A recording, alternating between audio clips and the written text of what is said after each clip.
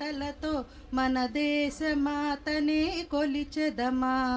భావం భాగ్యం కూర్చుకొని ఇక జీవనయానం చేయుదమా. తేనెల తేటల మాటలతో మన దేశమాతనే కొలిచెదమా. సాగర మేఘల చుట్టుకొని సురగంగ చీరగా మలచుకొని, సాగర మేఘల చుట్టుకొని సురగంగ చీరగా మలుచుకొని, గీతాగానం పాడుకొని, గీతాగానం పాడుకొని మన దేవికి ఇవ్వాలి హారతులు. తేనెల తేటల మాటలతో మన దేశమాతనే కొలిచెదమా. గాంగ జటాధర భావనతో హిమ సైరపై నిలబ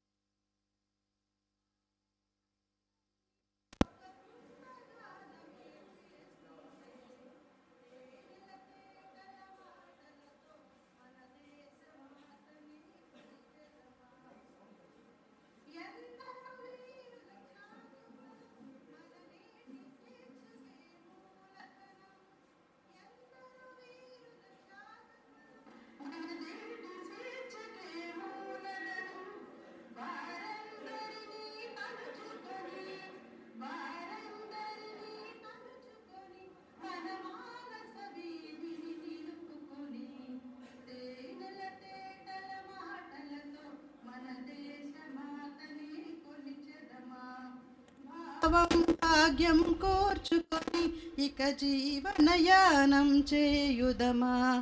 తేనెల తేటల మాటలతో మన దేశమాతనే కొలిచెదమా. ధన్యవాదాలు. స్వాగతం. శ్రీ బెహరా సత్యనారాయణమూర్తి, శ్రీ కలిగొట్ల సన్యాసిరాజు గారు, విజయనగరం జిల్లా రచయితల సంఘం విశాఖ సంస్కృత మాసపత్రిక సంయుక్త ఆధ్వర్యంలో నిర్వహించిన శ్రీ బెహరా వెంకట సుబ్బారావు స్మారక ప్రథమ జాతీయ కథల పోటీలో విజేతలైన రచయితల బహుమతి ప్రధాన సభకు విచ్చేసిన మీ అందరికీ విజయనగరం రచయితల సంఘం తరపున స్వాగతం, సుస్వాగతం.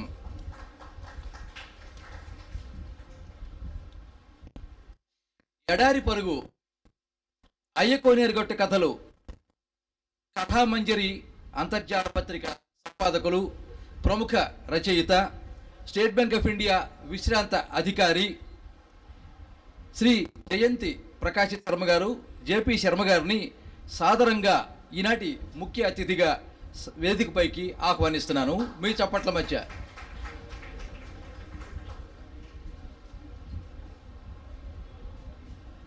ప్రముఖ న్యాయవాది, జగమెరిగిన రాజు గారు, పుస్తక ప్రియులు, శ్రీమతి సాగి Gnanamba memorial trust managing trustee, Vizianagaram రచయితల సంఘం గౌరవ అధ్యక్షులు శ్రీ నాలుగేశ్వర రాజు గారిని సాదరంగా వేదికపైకి ఆహ్వానిస్తున్నాను ఈనాటి గౌరవ అతిథిగా.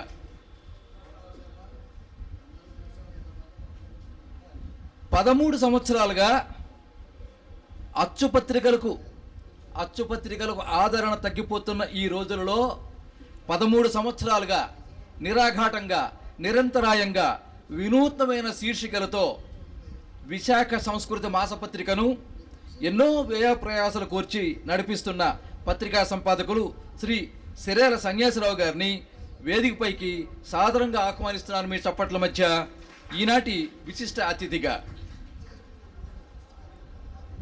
రండి సార్. కీర్తిశేషులు బెహరా వెంకట సుబ్బారావు గారి తనయులు, నాన్నగారి కథలను ఒక యజ్ఞంలా, ఒక సంకలనంగా అచ్చు వేయించి ప్రజాబాహుళ్యానికి చేర్చిన అనుంగుపుత్రులు, భారత ఇన్ఫర్మేటిక్స్ సంస్థ ఉపసంచాలకులు, ఈ పోటీ ప్రాయోజకులు అయిన శ్రీ బెహరా సత్యనారాయణమూర్తి గారిని ఈనాటి ఆత్మీయ అతిథిగా వేదికపైకి సాదరంగా ఆహ్వానిస్తున్నాను మీ అందరి చప్పట్ల మధ్య. రండి సార్. స్టేట్ బ్యాంక్ ఆఫ్ ఇండియాలో ఉన్నతాధికారి. మామయ్య కథలంటే అమితమైన అభిమానంతో అడుగడుగున సత్యనారాయణమూర్తి గారికి సహాయ సహకారాలు అందిస్తూ మార్గదర్శనం గావిస్తూ ముందుకు నడిపిస్తున్న వారు ఈనాటి ఆత్మీయ అతిథి శ్రీ కలిగొట్ల సన్యాసరాజు గారిని సాదరంగా వేదికపైకి ఆహ్వానిస్తున్నాను మీ అందరి చప్పట్ల మధ్య. ఇక చిరునవ్వుల చిన్నోడు మనసైన కథలు, చరిత్ర చెప్పిన కథలు, కథా సంపుటాలు వెలువరించిన వాడు, ప్రముఖ రచయిత, విజయనగరం రచయితల సంఘం అధ్యక్షులు శ్రీ జీవి శ్రీనివాస్ గారిని సభకి అధ్యక్షత వహించవలసిందిగా కోరుతూ వేదికపైకి సాదరంగా ఆహ్వానిస్తున్నాను మీ అందరి చప్పట్ల మధ్య.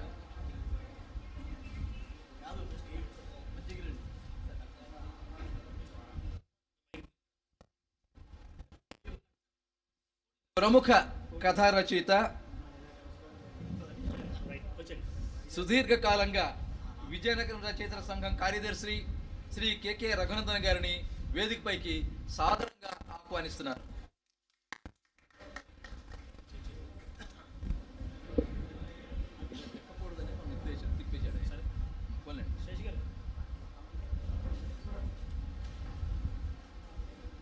ప్రముఖ రచయిత, నవల రచయిత, స్వాతి సపరవార పత్రికలో ధారావాహిక హిట్ లిస్టుతో హిట్ కొట్టిన సంకెళ్ళు, చూపున్న మనిషి ఇత్యాది అనేక పాఠకాదాలను పొందిన కథా రచయిత, పోటీకి న్యాయ నిర్ణేతలలో ఒకరైన శ్రీ మంజరి గంధం నాగేశ్వరరావు గారిని వేదికపైకి సాదరంగా ఆహ్వానిస్తున్నాను మీ చప్పట్ల మధ్య.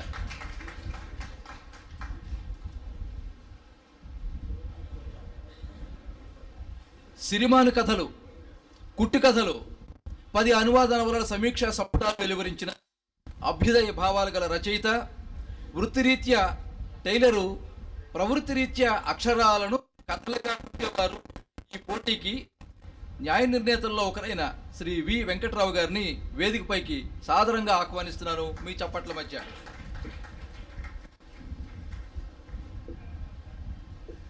రచయిత పేరు చెప్పగానే కథ గుర్తుకు రావాలంటారు శ్రీ మంజరి గారు. అలా గుర్తుకు వచ్చే కథ కూల్ డబ్బులు. కథకులు శ్రీ పట్నాల ఈశ్వరరావు గారు.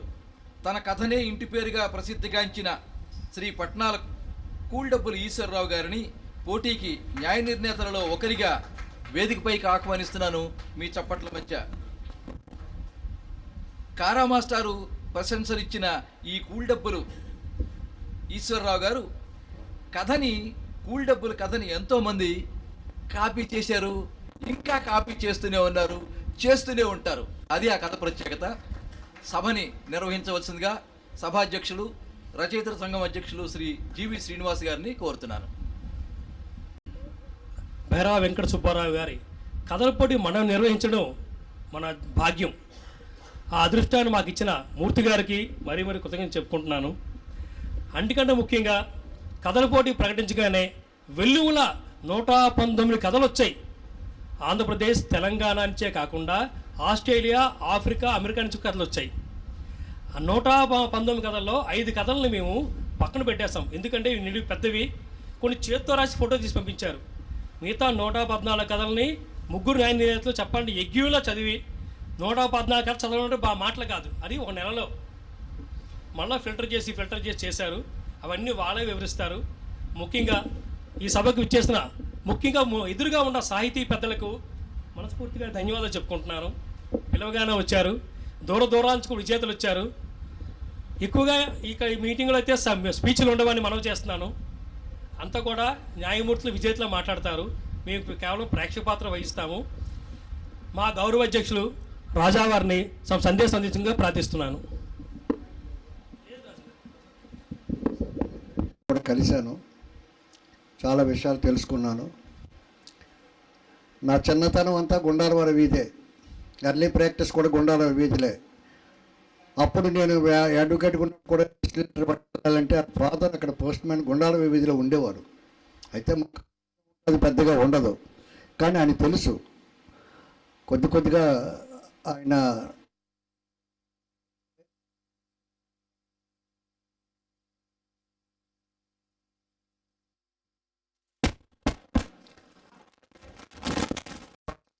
పుస్తకాన్ని రిలీజ్ చేస్తూ తెలిసింది. పుస్తకాలు కూడా నేను ఒక 5 పుస్తకాలు తీసుకున్నాను. చాలా అలాగే భోగారావు గారు చదివిన కథలు కూడా, ఆ కథల్లో కొన్ని కథలు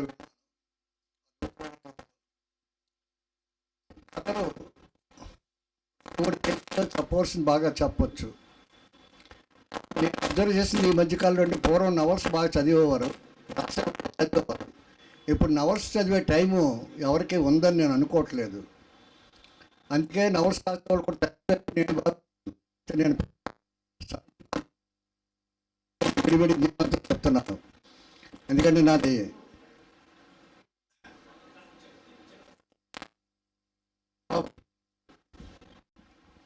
సుబ్బారావు గారు కథల గురించి నేను చెప్పక్కర్లేదు, మీరు అందరూ చదివే ఉంటారు, తెలుసు. నవల్స్ అనేది కొంచెం తగ్గుతున్నట్టు కనిపిస్తుంది. అయితే నాకేంటి సాహిత్యవేత్తని కాదు, నేనేమీ కాదు, ఏదో నాకు తోచిన పుస్తకాలు ఒక 6 రాసుకున్నాను. ఎక్కువగా నాది major time and my prime profession advocate. నమస్తే. మరి ఏం చేస్తాం, నాది అడ్వకేసీలో ఉన్నాను కాబట్టి నాకు ఈ టైం కూడా లిమిటెడ్గా ఉంటుంది ఏదైనా ఎక్కడికైనా వెళ్ళడానికి. ఎనీహౌ ఈరోజు కార్యక్రమానికి ఆహ్వానించారు, చాలా ఆనందం. కథలు కూడా మంచి వ్యక్తులు, అందులో మా వెంకట్రావు గారు అయితే నాకు మిత్రులు. మేము ఇంకో విషయం చెప్పాలి, వెంకట్రావు గారికి 15 ఏళ్ళు 20 ఏళ్ళ క్రితం ఇచ్చాను నా కొలతలు బట్టలు. ఈ 15 ఏళ్ళు 20 ఏళ్ళు ఆయనకి నేను ఎప్పుడు వెళ్ళలేదు. నా డ్రెస్ ఏమో మా డ్రైవర్ పట్టుకెళ్ళి ఇస్తాడు, నేను కుట్టించి ఇచ్చేస్తాడు. అదే మారలేదని చెప్తున్నాను. 20 ఏళ్ళు అయింది. నేను అసలు ఆయన నా షాప్ ఎక్కడో తెలియదు. అంటే మాకు మిత్రులు. ఆయన అసలు కథలు రాస్తుంటే నాకు, అంటే కథలు చాలా రాశారు. అది నాకు అందులో టైలర్ దీని గురించి రాశారు కదండి, అది కుట్టి కథలు చదువుతుంటే నేను చాలా చదివాను. అద్భుతం అనమాట, మనకు తెలియని విషయాలు ఎన్నో అందులో రాశారు. నిజంగా కుట్టి కథలు ప్రతి ఒక్కరు చదవాలి.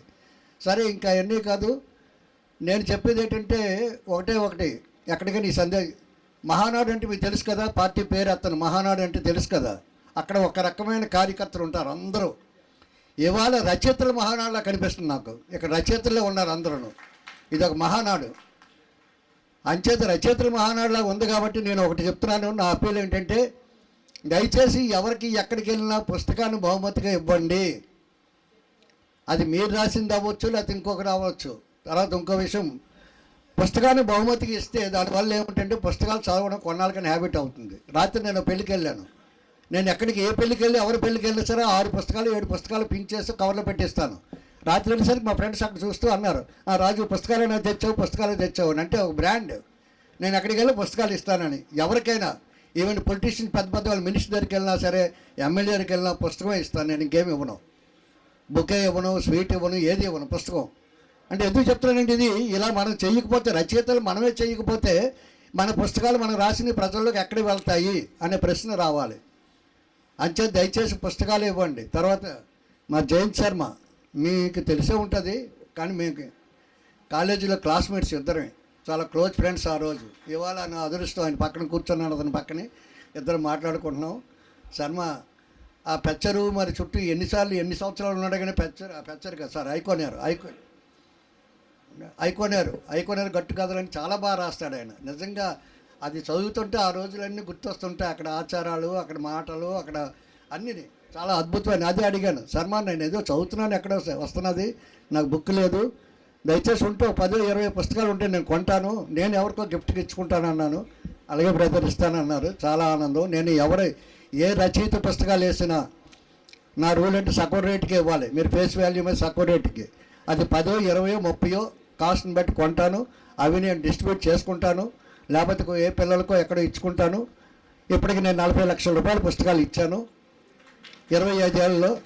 అయితే ఎవరికైనా డౌట్ రావచ్చు, ఆ డౌట్ కూడా క్లియర్ చేస్తున్నాను. 40 లక్షలు ఇచ్చారంటే మీ సంపాదన ఎంత, మీ ఇన్కమ్ ఎంత, మీ ఇన్కమ్ ట్యాక్స్ ఎప్పుడైనా చెప్పారని. ఈ 40 లక్షలు కూడా నాకు డోనర్సే. మళ్ళీ నేను ఫోన్ కొడతాను, డాక్టర్ గారు 3000 కావాలి, ఒక 50 పుస్తకాలు పలానా స్కూల్లో పంచుతున్నానంటే సాయంత్రాలు 3000 వస్తుంది. ఆయన ఇచ్చినట్టుగా లేబుల్ అంటించేసి నేను ఇచ్చేస్తుంటాను. అలాగే ఎవరైనా నా ఫ్రెండ్స్ విజయనగరంలో ఎవరున్నా సరే, ఎక్కడ ఉన్నా సరే ఇస్తారు. అంటే ఎందుకు చెప్తానంటే అలా ప్రమోట్ చేస్తున్నాను నేను పుస్తకాన్ని. దయచేసి పుస్తకం ప్రమోట్ అవ్వాలి. ఆ పుస్తకం ప్రమోట్ అవ్వకపోతే మనం రచన చేసింది ఉపయోగం ఉండదు, లేకపోతే పాఠకులకి. తర్వాత ఇంకోటి చెప్తున్నానండి, ఇది చెప్పి ముగిస్తాను. నేను ఎక్కువ మాట్లాడొద్దని కూడా అన్నారు మా ప్రెసిడెంట్ గారు. ఇవాళ అడ్వకేట్గా నాకు రైట్ ఉంది.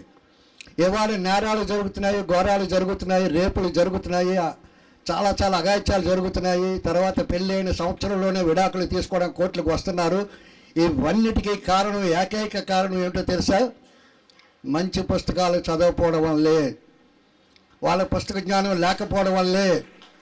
ఒక రవీంద్రనాథ్ ఠాగూర్ పుస్తకం చదివితే, ఓ జంజాల పాపయ్య శాస్త్రి గారి పుస్తకాలు చదివితే, ఒక అమృతం కురిసిన రాత్రి పుస్తకం, ఇలాంటి మంచి మంచి పుస్తకాలు చదివి ఉంటే ఆ ప్రవర్తన వాళ్ళకు ఉండదు. ఆ పుస్తకాలు ఎవరు చదవట్లేదు, ఎవరికి తెలియదు. స్వామి వివేకానంద పుస్తకాలు తెలియదు, ఏ పుస్తకం ఎవరో చదవట్లేదు యూత్. దానివల్ల వాళ్ళ మైండ్ ఏమిటో, ఆ ప్రవర్తన ఏంటో అర్థం కాకుండా పోతుంది. అంచేది మనం ఇంజెక్ట్ చేయాలి పిల్లలకి. చదవండి రా, పుస్తకాలు చదవండి, మీ సిలబస్ కాదు, సిలబస్ చదవండి, సిలబస్తో పాటు ఒక అరగంట మంచి పుస్తకం చదవండి అని చెప్పండి. ఆ పుస్తకాలు చదివితే వాళ్ళ ప్రవర్తనలో మార్పు వస్తుంది, వాళ్ళ నేరాలు చేయరు, ఘోరాలు చేయరు, వాళ్ళ మైండ్ బాగుంటుంది. ఇవాళ విడాకులు చూస్తుంటే మాకు కోర్టులో జడ్జీలు ఆశ్చర్యపోతున్నారు. పెళ్ళైన 6 నెలలకే మాకు విడాకులు కావాలంటున్నారు. దేనివలన? ఏమైందంటే వాళ్ళ పుస్తకాలు మంచి చదవపడం వల్లని నేను అనుకుంటున్నాను. మనం అందరూ చిన్ననాడు మా వయసు, ఈ వయసు ఉన్న వాళ్ళందరూ మంచి పుస్తకాలు చదివాం కాబట్టి మనకు ఆలోచన విధానం, మన ప్రవర్తన, మన ఇది సమాజం మీద అవగాహన మనకు ఉన్నాయి. తర్వాత ఏంటంటే పుస్తకాన్ని నడి రోడ్డు మీద అచ్చి చేసింది ఎవరో తెలుసా? సెల్. కానీ నడి రోడ్డు మీద సెల్ అచ్చి చేసింది అనుకుంటున్నాం, కానీ అచ్చి చేసింది అదే. అది దాంతో చేయించింది మనం. ఎందుకంటే మనం సెల్ ప్రపంచంలో గెలిపాం. సెల్లకు దూరంగా ఉండాలి, పుస్తకాలు చదవాలి. నేను ఇంకో విషయం కూడా చెప్తున్నాను. అంటే ఎందుకు చెప్తున్నానండి, ఇప్పటికొచ్చి నేను టీవీ నెలకు 5 నిమిషాలు కూడా చూడను. ఎందుకంటే టీవీ చూస్తే నా మనసు పాడైపోద్దని నాకు భయం. నేను ఇప్పటికొచ్చి క్రికెట్ అనేది నాకు ఆట ఏంటో తెలియదు, మన్నించాలి అలాగన్నందుకు. ఎందుకంటే క్రికెట్ కానీ ఆడడం కానీ అది కానీ అలవాటు పడ్డానంటే నా విలువైన సమయం ఇంకో దానికి పోతుందేమో అని. ఇలా మన్నించండి ఇవన్నీని. మన పిల్లలకి క్రికెట్ చూడనీకండి, మన పిల్లలకి టీవీ వేస్తామని చూడొద్దని చెప్పండి. తర్వాత టీవీలో ఎవరైనా ఒక ఆడపిల్ల సీరియల్ చూస్తే, పెళ్లి కాని ఆడపిల్ల, ఆ సీరియల్ చూసి ఏ ఆడపిల్లైనా పెళ్లి చేసుకోవడానికి ధైర్యం చేస్తుందా అని అడుగుతున్నాను నేను. ఏ ఆడపిల్ల ధైర్యం చేయదు, భయపడుతుంది. ఎలా పెళ్లి చేసుకోవాలి, ఈ సీరియల్ లాగే జీవితాలు ఉంటాయి అనుకుంటుంది. అలాంటి సీరియల్లో వస్తాయి దౌర్భాగ్యం. అంచేది అందరికీ మరొకసారి మనవి చేసిందంటే పుస్తకాలు మనమే ప్రమోట్ చేద్దాం, పుస్తకాలు ప్రజలకు ఇద్దాం. ఇప్పుడు పుస్తకాలు ఎవరు కొనరు. మీకు 500 1000 ఇచ్చి ఏదైనా కొంటారు, కానీ 50 రూపాయలు ఇచ్చి పుస్తకం కొనరు. కానీ ఆ పుస్తకం కొనరు కాబట్టి మీరు బహుమతిగా ఇవ్వండి. గీతాంజలి పుస్తకం నేను డిగ్రీలో చదివాను, నా బ్రదర్ తెలుసు. నాకు ఇంటర్మీడియట్ నుంచి నాకు సాహిత్యం మీద ఇంట్రెస్ట్ కాలేజీలో ఉన్నప్పుడే. నేను గీతాంజలి డిగ్రీలో చదివిన తర్వాత అది చదివాక నా జీవితంలో పెను మార్పు వచ్చింది. అద్భుతమైన పుస్తకం, రవీంద్రనాథ్ ఠాగూర్ రాసింది. నేను గవర్నమెంట్ క్లాసులు చెప్పడానికి వెళ్ళేవాడిని 5 ఏళ్ళ క్రితం. అంటే ఆఫీసర్స్కే ఇలాగే 50 మంది ఉంటే 50 మంది 30 మంది క్లాసులు చెప్పినవాడు అడిగేవాడిని, మీలో గీతాంజలి చదివిలో చెయ్యొత్తండి అని. ఎవరు ఎత్తేవారు కాదు. దౌర్భాగ్యం. గీతాంజలి నోబెల్ బహుమతి వచ్చిన పుస్తకాన్ని ఎందుకు చదవలేదు? అది ఎవరి కోసం? మానవుడు యొక్క క్యారెక్టర్ కోసం. ఇక చివరిగా రామాయణ భారతాలు చదివితే అది ఏంటంటే అది ఒక రిలీజియన్ బుక్స్ అంటారు. రామాయణ భారతాలు రిలీజియన్ బుక్ కాదు, మానవ విలువల బుక్స్ అవి. మానవ విలువలు ఎలా ఉండాలో తెలుసుకోవాలంటే రామాయణ భారతాలు మనం చదవాలి, పిల్లలతో చదివించాలి, కంపల్సరీగా పిల్లలు తెలియాలి. ఈ విషయాలన్నీ తెలుస్తున్న పుస్తకాలు మంచి మంచి చదివిస్తారని ఆశిస్తూ మరి నాకు ఈ అవకాశం ఇచ్చింది మరోసారి ధన్యవాదాలు తెలియజేస్తూ, నేను చెప్పిన దాంట్లో తప్పు ఉంటే మీ మైండ్లోంచి తీసేయండి, మంచి ఉంటే మీ మైండ్లో రిజిస్టర్ చేసి ఉంచుకొని మీరు కూడా అలా చేస్తారని ఆశిస్తూ సెలవు. జై హింద్. అవసరం ఉండదు, ఖచ్చితంగా మాట్లాడతారు. పుస్తక ప్రియులైన తరువాత ఈ పోటీలో ప్రముఖ భాగస్వామి, ఉత్తరాంధ్ర కీర్తిని ఆంధ్ర తెలుగు రాష్ట్రాల్లో విఖ్యాతించిన మన విశాఖ సంస్థ ఎడిటర్ గారు సన్యాసరావు గారు తన సందేశం అందిస్తారు.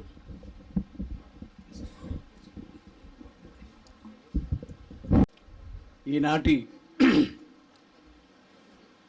సభాధ్యక్షులు, విజయనగరం రచయితల సంఘం అధ్యక్షులు, మిత్రులు శ్రీ జీవి శ్రీనివాస్ గారికి,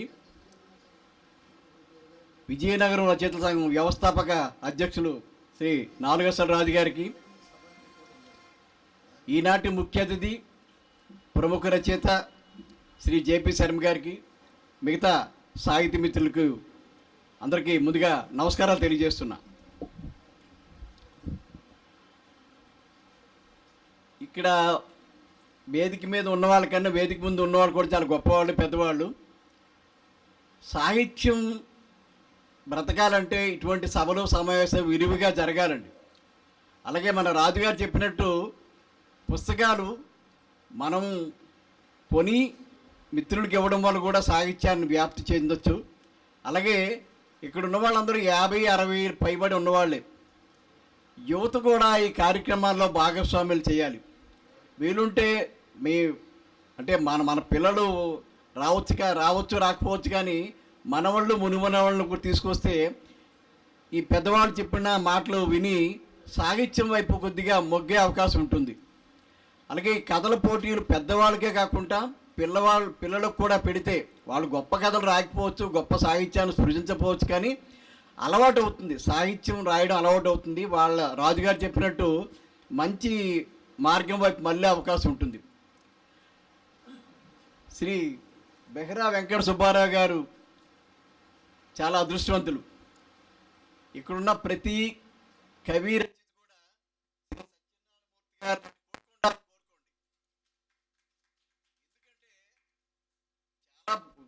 చాలా ప్రముఖ కవులు చాలా మంది ఉన్నారు, కానీ వాళ్ళెవరు ఈ తరానికి తెలియదు. ఈ తరానికి తెలియాలంటే ఆ కుటుంబ సభ్యులు ఎవరైనా చొరవ తీసుకొని వాళ్ళు రాసిన పుస్తకాలు వేయడం కానీ, లేదా వాళ్ళ పేరుతో ఏదైనా బహుమతులు ప్రకటించడం కానీ చేస్తే వాళ్ళు ఈ సమాజంలో బ్రతుకుంటారు. కాబట్టి ఇక్కడున్న ప్రతి వాళ్ళు అంటే ఇప్పటి నుంచే మంచి కవులు రచయితలు మీ పిల్లలకి ఈరోజు జరిగే కార్యక్రమం గురించి చెప్పండి. అంటే డైరెక్ట్గా నా కథలు నా పుస్తకాలు వేయండి నా తదనంతరం చెప్పకుండా ఇలా బెహరా వెంకట సుబ్బారావు గారు అబ్బాయి సత్యనారాయణమూర్తి గారు వాళ్ళ నాన్నగారి పేరుతో కార్యక్రమం చేశారు. ఎప్పుడో రాసిన కథల్ని ఇప్పుడు శ్రీ పప్పు భోగారావు గారి స్వరం నుంచి కూడా మనం గత 2-3 రోజులుగా వింటున్నాం. అంటే సాహిత్యాన్ని మన విజయనగరం చాలా కళలకు, సాహిత్యానికి, సంగీతానికి పుట్టినిల్లు.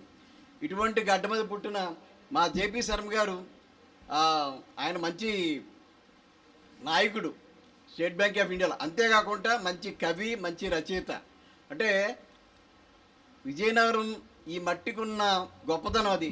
కాక ఇంకొకటి నేను చెప్పదొచ్చేది ఏంటంటే ఈ సాహిత్య సమావేశాలకి ఒక్క విజయనగరం రచయిత సంఘం పెట్టిన సభలు కాకుండా ఎవరు పెట్టినా ఎంతమంది ఈ సభలో ఎవరైతే ఉన్నారో అందరూ హాజరయ్యి ప్రతి సంస్థని వాళ్ళు ముందుకు పోయేటట్టుగా వాళ్ళని చేస్తే ఇంకా మంచి సాహిత్యం, మంచి కవితలు, సాహిత్యం వచ్చే అవకాశం ఉంటుంది. అలాగే ఈ విశాఖ సంస్కృతి మాసపత్రిక 2012లో నేను పెట్టడం జరిగింది. ఇప్పుడు 14 ఏళ్ళు ఆంధ్రప్రదేశ్లో ముద్రితమై వస్తున్న తొలి 5-6 పత్రికల్లో విశాఖ సంస్కృతి ఒకటని చెప్పడానికి చాలా గర్వపడుతున్నాను. నేను కూడా ఈ విజయనగరం భూమిపుత్రుడినే కాబట్టి ఈ పత్రిక తొలి ప్రస్థానం ఇక్కడి నుంచే ప్రారంభమైంది. అటువంటి గడ్డ మీద జరిగిన ఈ విజయనగరం రచయితల సంఘం సమావేశంలో నాకు కూడా భాగస్వాములు చేసినందుకు వారికి ధన్యవాదాలు తెలియజేస్తూ థ్యాంక్ యూ టు ఆల్. పత్రిక లేకపోతే చాలా కథల పోటీలు వెనకబడి ఉండేవని నేను గర్వంగా చెప్తాను, వినయంగా చెప్తాను. అట్లా ఇప్పుడు ఈ సభకు ముఖ్య కారకులు, మూలకారకులు, ప్రేరణ ఇచ్చేవారు, నడిపించిన మన బెహరా వెంకట సుబ్బారావు గారి ముద్దుల తనయులు. చెప్పాలంటే సార్ చెప్పిన చాలా వాస్తవం. సుబ్బారావు గారు రజస్వంతుల, మూర్తి రజస్వంతులు అంటే నాకు ఎప్పటికీ అర్థం కాదు. ఇద్దరు ధన్యజీవులే. అటువంటి మూర్తి గారు తన మదిలో మాటలు మనతో పంచుకుంటారు.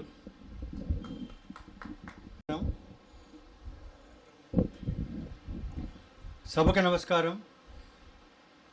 సభకి ఇంతమంది పెద్దలందరికీ కూడా, శర్మ గారికి, నాలుగేశ్వర రాజు గారికి, సంజయరావు గారికి, పప్పు బాగారావు గారికి, ప్రముఖుల రఘునందన్ గారికి, అందరికీ, మా సంజయరాజు గారికి అందరికీ కూడా నమస్కారం.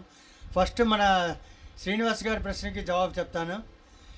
మా నాన్నగారు ఒక ప్రముఖ రచయితగా ఆయన ప్రముఖుడే, కానీ నేనే అదృష్టవంతుడిని. అటువంటి ప్రముఖ రచయితని ఆ నలుగురిలోకి తీసుకెళ్తూ ఇటువంటి ప్రముఖుల మధ్య కూర్చునే అవకాశం కల్పించిన మా నాన్నగారికి నేను కృతజ్ఞతలు తెలుపుకుంటున్నాను. ఆ విధంగా నేనే అదృష్టవంతుడిని. నేను ముందుగా చెప్పేది ఏంటంటే, నాన్నగారి గురించి ఇదివరకు చాలా సభల్లో చెప్పడం జరిగింది. బెహరా సత్యనారాయణ విజయలక్ష్మి దంపతులకు 1935లో గోదావరి జిల్లాలో నాన్నగారు పుట్టిన తర్వాత విద్యాభ్యాసం, ఉద్యోగం అంతా విజయనగరం జిల్లాలోనే జరిగింది. ముఖ్యంగా విజయనగరంలోని ఈ కార్యక్రమం నిర్వహించడానికి కారణం కూడా ఆయనకి విజయనగరం జిల్లాతో చాలా అనుబంధం ఉంది. ఇక్కడే చాలా సంవత్సరాలు మన రాజుగారు చెప్పినట్టుగా Gundalavaram post office, cantonment post office, superintendent ఆఫీసుల్లో చాలా చాలా సంవత్సరాలు పనిచేశారు. నాన్నగారు జూన్ 29 అందుకే జిల్లా పరిషత్ హాల్లో పుస్తకం రిలీజ్ చేయడం జరిగింది. మధ్యతరగతి మందహాసం అనే పుస్తకం. అందులో లభ్యంగా ఉన్న 73 కథలు, 2 సీరియల్స్ కూడా అందులో ఉన్నాయి. దాని తదనంతరం పుస్తకం రిలీజ్ అయ్యాక ఇంకా ప్రాముఖ్యాన్ని పెంచాలి అని నేను అనుకుంటున్న సమయంలో రఘునందన్ గారు నాకు ఒక రోజు ఫోన్ చేసి, విజయనగరం జిల్లా రచయితల సంఘం తరపున మనం కథల పోటీ నిర్వహిద్దామండి. ఆ విజయనగరం అనగానే ఎక్కలేని ఇది వచ్చేస్తుందండి, అదేంటో తెలియదు. ఆ విజయనగరం అనగానే వై నాట్ డెఫినెట్లీ అని రఘునందన్ గారితో అనడం. తర్వాత మా సన్యాసరాజు గారు, మా కజిన్, అలాగే మా సిస్టర్ చాగంటి సత్యవాణి గారు కూడా నాకు సహకారం అందించడంతో ఈ కార్యక్రమం ముందుకెళ్ళి తీసుకురావడం జరిగింది. నెక్స్ట్ కథల పోటీ సరే, ముఖ్యంగా రఘునందన్ గారు, శ్రీనివాస్ గారి కృషిని నేను చాలా మెచ్చుకుంటాను. ఒక మంచి 3 జడ్జిల పేర్లు, 3 జడ్జిలు నిర్ణయించి వారి పేర్లు కూడా నాకు చెప్పలేదండి, అడిగినాను. చాలా అదంతా సీక్రెట్ అండి, మనం చెప్పకూడదు అన్నారు. ఒక 3 ఉద్దండలకి అవకాశం ఇచ్చారు. నాకు తర్వాత తెలిసింది. ఆ 3కి కూడా నేను సభాముఖంగా దాని కృతజ్ఞతలు తెలుపుకుంటున్నానండి. ఒక మంచి కథలు ఇచ్చి మాకు మంచి పోటీదారుగా విలువను పెంచినందుకు. అలాగే ఈ కథల పోటీ ముందు ఇంకా మనం ముందుకు తీసుకెళ్దాం, ఇంకా చేద్దాం. కథల పోటీ చేయడంలో రెండు ఉంటాయండి. ఒకటి నా నాన్నగారు బేరా సుబ్బారావు గారి పేరుని అలాగే కంటిన్యూగా నలుగురిలోని సాహిత్య లోకంలో వినిపించేట చేయడం ఒకటి అయితే, రెండవది ఇటువంటి పోటీల వలన యువ సాహితీవేత్తల్లో కూడా ఒక ఉత్సాహం వచ్చి వారికి కూడా కథలు రాయాలి అన్న ఆసక్తి పుట్టేలా చేయడం కూడా కథల పోటీ ఉద్దేశం అండి. యాక్చువల్గా నేను గత 6 నెలలుగా ఈ కథల పోటీలు అవి చూస్తున్నాను. చాలా కథల పోటీలు జరుగుతున్నాయండి, చాలామంది ఉత్సాహవంతంగా పాల్గొంటున్నారు. ఇది చాలా సంతోషించదగ్గ పరిణామం అండి. ఇప్పుడు కథల పోటీలో వచ్చిన కథల గురించి వాటి గురించి మన జడ్జిలు ప్రసంగిస్తారండి. నాకు ఈ అవకాశం కల్పించిన విజయనగరం జిల్లా రచయితల సంఘానికి విశాఖ సంస్కృతి వారికి కూడా నేను ధన్యవాదాలు తెలుపుకుంటున్నాను. ఈ ముఖంగా నేను ఒకటి చెప్పుకుంటానండి. నాన్నగారి కథలకి చాలా స్పందన లభించిందండి. యాక్చువల్గా నేను చాలా తక్కువ ఖర్చులో అవుతుంది అనుకునేది చాలా ఎక్కువ ఖర్చు అయింది, కానీ ఆ స్పందన అనేది మాత్రం అద్భుతమైన స్పందన లభించిందండి. నాకు చాలా ఆనందంగా ఉందండి. దానివల్ల నాకు హ్యాపీగా ఉంది. యాక్చువల్గా ఆ స్పందన చూస్తుంటే చాలామంది రాష్ట్రంలో దేశంలోని పెద్దలందరి స్పందన లభిస్తుంటే నాకు నా పుస్తకానికి కావాలి అని వాళ్ళు తీసుకుంటున్నారు. ఆ తీసుకోవడం వల్ల ఏమైందంటే నేను కూడా ఉచితంగా గ్రంథాలయాలు కావనండి, సంస్థలు కావనండి, పెద్దలు కావనండి ఇవ్వడం కూడా జరుగుతుంది. చాలా హ్యాపీగా ఉందండి. ఇది చాలా సంతోషం. కథకున్న విలువని తెలియజేస్తుంది. ఇది కథ ఎప్పుడు గొప్పది, కానీ ఈ విషయాన్ని మాత్రం నేను గట్టిగా చెప్తున్నాను అండి. ఈ సందర్భంగా నాన్నగారి కథల పుస్తకం 500 రూపాయలండి. దాన్ని నేను 300 రూపాయలకి ఇవ్వదలుచుకున్నాను. ఆసక్తి ఉన్న వాళ్ళు తీసుకోవచ్చండి ఈ పోటీ సందర్భంగాను. ఓకే, నేను నెక్స్ట్ శ్రీనివాస్ గారు. ఇప్పుడు మనకి సుబ్బారావు గారు తన ముద్దు మేనాళ్ళు గారు, వెన్నుదన్నుగా ఉన్న మూర్తి గారికి ఉన్న సన్యాసరాజు గారు 2 మాటలు మాట్లాడతారు. తెలుసు, చంద్రశేఖర్ చాలా బిజీ షెడ్యూల్లో వచ్చాడు. నవోదయ కాలేజ్ ప్రిన్సిపల్ గారు డాక్టర్ చంద్రశేఖర్ గారు రావడం కూడా నాకు చాలా సంతోషంగా ఉందండి. ఎస్బీఐ బ్రాంచ్ మేనేజర్ రామారావు గారు వచ్చారు. ఇంకా చాలామంది ప్రముఖులు వచ్చారండి. సభ ముందు ఉన్న ప్రముఖులకు కూడా నేను ధన్యవాదాలు తెలుపుకుంటున్నాను. అలాగే మా గురుగారు గోపాలరావు గారు వచ్చారు, వాళ్ళకి స్వాగతం. అలాగే నాకు వెన్నుదన్నున్న దివాకర్ గారు వచ్చారు, వాళ్ళకి స్వాగతం. శ్రీనివాసరావు గారు, సన్యాసరావు గారు, ముఖ్య అతిథి జయంతి వారు, ప్రకాష్ శర్మ గారు మా చిరకాల మిత్రులు ఆయన బ్యాంకులో. అలాగే మన ఈ కథల పోటీకి న్యాయ నిర్ణేతలుగా వ్యవహరించిన మంజరి గారు, వెంకట్రావు గారు, ఈశ్వరరావు గారు.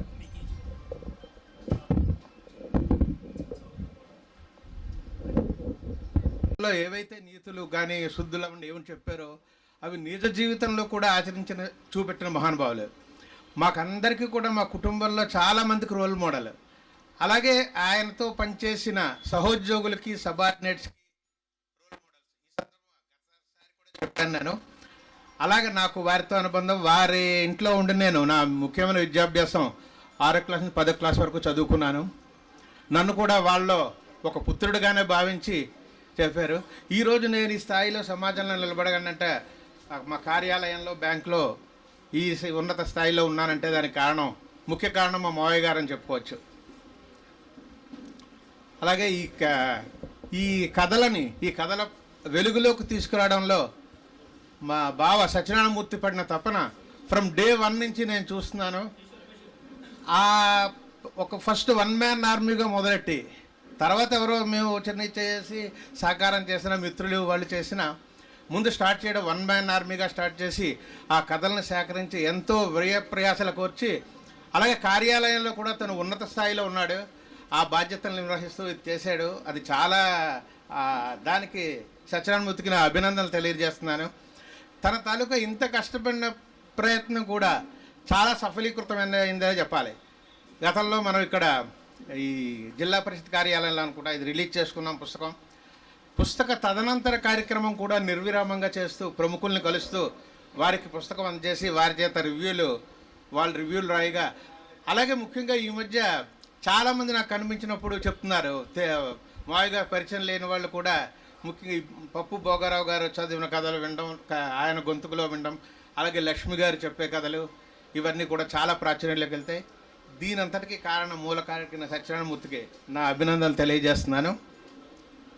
అలాగే ఈ కథల పోటీలు పాల్గొన్న రచయితలందరికీ అభినందనలు. ముఖ్యంగా బహుమతులు సాధించిన వారికి కూడా నా అభినందనలు తెలియజేస్తున్నాను. జడ్జిల ముగ్గురికి కూడా ధన్యవాదాలండి. మీరెంతో మీ సమయాన్ని వెచ్చించి, అంటే నేను ప్రత్యక్షంగా చూడకపోయినా మా మూర్తి రెగ్యులర్గా రోజు 2-3 సార్లు మాట్లాడుకుంటాం. చాలా చక్కగా తీర్పునిచ్చారని చెప్పాడు. మీకు అందరికి కూడా సంతోషం సార్. నాకు ఈ అవకాశం కల్పించిన విజయనగరం రచయితల సంఘానికి కృతజ్ఞతలు తెలియజేస్తూ ధన్యవాదాలు. వారి కథలో అరటి చెట్టు కచ్చవచ్చు చాలు, ఏ కథలు అక్కడ ఒక కచ్చాలు సార్ కథల్లో ఎంతో అభ్యుదయ భావాలు ఆయనకు తెలుస్తాయి మనకి. ఇప్పుడు మాకు మా విజయనగరం జిల్లా రచయిత సంఘం కార్యదర్శి వారు రఘునందన్ గారు తన ఆత్మీయ భాషను వినిపిస్తారు. వేదిక మీద ఉన్న పెద్దలందరికీ నా నమస్కారాలు. అయితే 1996లో మే 26 మొదలైన ఈ జిల్లా రచయిత సంఘం ఒక 30 ఏళ్ల పాటు బాగా సాగి, తర్వాత 2018 తర్వాత ఒక 6 ఏళ్ల పాటు చతికిల పడింది. ఆ తప్పబడిపోయినటువంటి సంఘాన్ని మన జీవి శ్రీనివాస్ గారు ఒకరోజు ఉదయాన్నే ఫోన్ చేసి, రేపు రాజుగారి ఇంట్లో మనం మీట్ అవుతున్నాం, మీరు మళ్ళీ ముందుకు రావాలి, మీరు రాజుగారు వస్తే మళ్ళీ సంఘం ప్రారంభిద్దామని చెప్పారు. చెప్పిన తర్వాత 18 మంది ఒక చోట కూడి వార్షిక చందా 500 రూపాయలు చెప్పి పెట్టుకొని అదైతే బాధ్యతగా ఉంటుందని చెప్పి కూడితే అందరిని కూడిన తర్వాత అనూహ్యమైన స్పందన కలిగింది. నెలలాళ్ళు ఇంచుమించుగా 85 మంది జాయిన్ అయ్యారు. ఇప్పుడు ఇంకా 90 వరకు వచ్చింది. లైఫ్ మెంబర్స్ 10 మంది జాయిన్ అయ్యారు. అయితే డబ్బులు పెట్టడం దేనికంటే ఇతర ఖర్చులకి మూలధనం ఉండాలనే ఉద్దేశంతో తప్పిస్తే ఇంకోలా కాదు. తర్వాత వరుసగా సభలు 3 సభలు కూడా దిగ్విజయంగా జరిగాయి. ఇది 4వ సభ. బెహర వెంకట సుబ్బారావు గారు వాళ్ళ అబ్బాయి గారు కథల పోటీ పెట్టడం, దాంతో స్పందించి రచయితలు పంపించి దానికి న్యాయ నిర్ణేతలుగా కూడా ఉండి చక్కగా నిర్వహించారు. అయితే ఈ మధ్యకాలంలో కిందటి వారం కరెక్ట్గా 16వ తారీఖుని ఇంకో ప్రోగ్రాం పెట్టారు రాజుగారి సూచనతోటి. పుస్తకాలు ఎవరో కొనరు అని నింద నుంచి తప్పించడానికి ఆ రోజు సగం తరగే పుస్తకాన్ని పెట్టాం. నమ్మరు, చాలా పుస్తకాలు ఎవరెవరు వచ్చి కొన్నారు. చక్కగా సాగింది ఆ కార్యక్రమం. అది దిగ్విజయం. ఇంకో విషయం, మా సంఘంలో ఉన్నటువంటి రచయితలు ఈ మధ్య వరుసగా వస్తున్న పోటీల్లో ప్రతి దానిలో ఎవరిలో 2-3 కూడా బహుమతి పొందుతున్నారు. దానికి పద్మగారు లక్కీ టీం అని పెట్టారు పేరు. కరెక్టే, లక్కీ టీమే. అది మొదలైన నుంచి కూడా అందరూ కూడా విజయాలు సాధిస్తున్నారు. మన విశాలాక్షిలో మన జిల్లా సంఘం వాళ్ళు 3 1000 రూపాయల బహుమతి వాళ్ళు ఉన్నారు. చాలా చక్కటి స్పందన కలిగింది దీనివల్ల. ఇది 4వ సభ. దయచేసి ఇక ముందు అభివృద్ధి కార్యక్రమాలు చేస్తున్నాం. ఇది మరో విషయం ఏంటంటే, బెహర వెంకట సుబ్బారావు గారు ఆ రోజుల్లో ఎక్కువ రచయితగా రాసేవారు. మేము జూనియర్స్ని. ఆయన రాసిన మా ఈనాడులో ఆయన ఈనాడు కూడా పడుతూ ఉండేవి. అదే ఆయనతో ఉన్న అనుబంధం. ఇక ముందు కూడా ఇలాగే మన నాలుగేశ్వరరాజు గారు, జీవి శ్రీనివాస్ గారు, మిగతా కార్యవర్గ సభ్యులందరూ కూడా సహకరిస్తే ఇంకా ముందు అభివృద్ధి పదంలో నడుస్తుంది. అయితే నేను ఈరోజు 90 మంది ఫోన్ చేస్తే మా సంఘం వాళ్ళకన్నా బయట వాళ్ళు ఎక్కువ మంది వచ్చారు. నిజంగా చెప్పాలంటే 500 కట్టేయడం 2000 కట్టేయడం అయిపోదు. సభలు కూడా వస్తూ ఉండాలి. సహకరించ మనం చేస్తున్నాను. ఉంటూ కథల్ని అంటే పట్టి పట్టి చూశారు. ఎలా చూశారు అంటే తర్వాత చెప్పారు ఎలా చూశారు వాళ్ళు. మేము వాళ్ళకి కథల పేర్లు ఇవ్వలేదు. ఈ కథల పోటీ ముఖ్యంగా ఒక పద్ధతి పెట్టుకున్నాం, మా కార్యవర్గ సభ్యులు ఎవరు కూడా కథ రాయకూడదు అని. మేము జడ్జిలుగా ఉండకూడదు, అందుకే మా టీంలో ఎవరు కథ రాయలేదు, జడ్జిలుగా ఎవరు ఉండలేదు, అంతా పెద్దలను తీసుకున్నాం. ఇప్పుడు న్యాయ నిందితులు ఒకరైన శ్రీ మంజరి గారిని తమ సందేశం వినిపించి కోరుతున్నాను. మీ అందరినీ ఇక్కడ చూడటం నాకు చాలా సంతోషంగా ఉంది. ఎందుకంటే ఇది విజయనగరం జిల్లా రచయితల సంఘ సమావేశం అంటే నేను నమ్మట్లా. ఎందుకు ఎంతమంది జనం వచ్చారు? కానీ ఈ మధ్య రూపు మార్చుకుంది, తన యాక్టివిటీస్ మార్చుకుంది. కథల పోటీ పెట్టడం ఇలాంటివన్నీ, నా కథల పోటీ మీద గౌరవం లేదు. కారణం ఏంటంటే 25 ఏళ్ల క్రితం విశాఖపట్నంలో ఓ పెద్ద రచయిత గారు రోజు కలిసేవాడిని వెళ్ళి, ఒకరోజు ఆయన ఏమన్నాడంటే, నేను ఫలానా సంఘం తాలూకా కథల పోటీకి జడ్జిగా ఉన్నాను, నువ్వు అర్జెంటుగా కథ రాసి పట్టుకురా అన్నాడు. అప్పుడు నేనేమన్నానంటే, సార్ అలాంటివి నాకు ఇష్టం లేదు, నా దగ్గర కథ లేదు, నేను ఇప్పుడు రాయలేను అని చెప్పాను. తర్వాత విశాఖ సాహితీ ప్రతి వారం సమావేశం నిర్వహించేది. అందుట్లో ఒక్కొక్క వారం కథలు చదివేవారు. ఒక ఆయన ఒక కథ చదివాడు. కథ చాలా బాగుంది, అద్భుతంగా ఉంది. ఏమండి మీరు కథ చదివారు, చాలా బాగుంది, మరి ఎందుకని పంపించలేదు పత్రికకి, ఇక్కడ చదివారు మీరు అన్నాను నేను. అంటే ఆయన ఏమన్నాడంటే, మంజరి గారు విజయనగరంలో ఒక సంస్థ జాతీయ కథల పోటీ అని పెట్టింది, ఆ పోటీకి కథ పంపించాను, 6 గంటల లోపు వచ్చినవి తీసుకుంటామని ప్రెసిడెంట్ గారు అనౌన్స్ చేశారు, ఇది 6 గంటల 5 నిమిషాలకు వెళ్ళింది కాబట్టి తిరస్కరించారట, అందుకని ఈ కథ తెచ్చి ఇక్కడ చదివాను అన్నాడు. అది పోటీ. పెద్ద పెద్ద స్వాతివాడే వారం రోజులు టైం ఇచ్చి మరీ తీసుకుంటాడు. ఆడు చెప్పిన తేదీ అయిపోయినా సరే వారం రోజులు టైం ఇస్తాడు. ఈయన గారు 5 నిమిషాలు లేట్ అయిందని ఆ కథను తిప్పి పంపాడు. తర్వాత ఒక పోటీలో కథల అనౌన్స్మెంట్ జరిగింది. ఆ పోటీలో ఒక రచయితకి ఇచ్చారు. ఆ రచయిత పేరు చదివిన తర్వాత ఆ జడ్జి గారితో రొటీన్గా మాట్లాడుతూ, ఏమంటే ఆయన అంత బాగా రాశాడా కదా అని నేను అడిగాను. అంటే అది నేను ఇచ్చిన జడ్జిమెంట్ కాదండి, నేను వేరే జడ్జిమెంట్ ఇచ్చాను, నా జడ్జిమెంట్ పోయిందని ఈ కథకి ఇచ్చారు బహుమతి అని. అందుకని నాకు ఈ కథల పోటీ మీద పెద్ద గౌరవం లేదండి. ఇంకో మాట చెప్తాను, ఓ పెద్ద రచయిత గారు కథలన్నిటికీ బహుమతులు ఇచ్చేసిన తర్వాత కింద కన్సోలేషన్ బహుమతికి 2 కథలు పోటీ పడ్డాయండి. ఒక కథ 2 పేజీలు ఉంది, ఒక కథ 4 పేజీలు ఉంది. మంజరి ఈ పోటీ పడుతున్నాయంటే ఏది బాగుంటుంది దానికి ఇచ్చేయండి సార్ అన్నాను నేను రొటీన్గా. ఆయన 4 పేజీల కథకి ఇచ్చాడు. ఏమండి 4 పేజీల కథకి ఇచ్చారు అన్నాను. ఆ చేతిరాత నేను గుర్తుపట్టానండి అన్నాడు. నేను అప్పుడు ఏమన్నానంటే, 2 పేజీలు రాసిన వాడికి ఇస్తే మరొక కథ రాస్తాడు, ఈ 4 పేజీల వాడికి ఇస్తే ఇంకేం రాస్తాడండి, మీరు చాలా పొరపాటు చేశారు సార్, యువకుల్ని బాగా రాసేవాళ్ళని మీరు ప్రోత్సహించాలి అని చెప్పాను. అలాగే శ్రీనివాస్ కథల పోటీ గురించి నాకు చెప్పి, మంజరి గారు మీరు ఒక జడ్జి అన్నారు. నేను ఏదో రాసుకుంటూ ఉంటాను, అనారోగ్యం ఇవన్నీ ఎందుకు నాకు అనిపించింది. లేదండి గురుగారు మీరు చెయ్యాలి అన్నాడు. ఏం చేశాడు తెలివిగా 13 కథలు తెచ్చిచ్చాడు.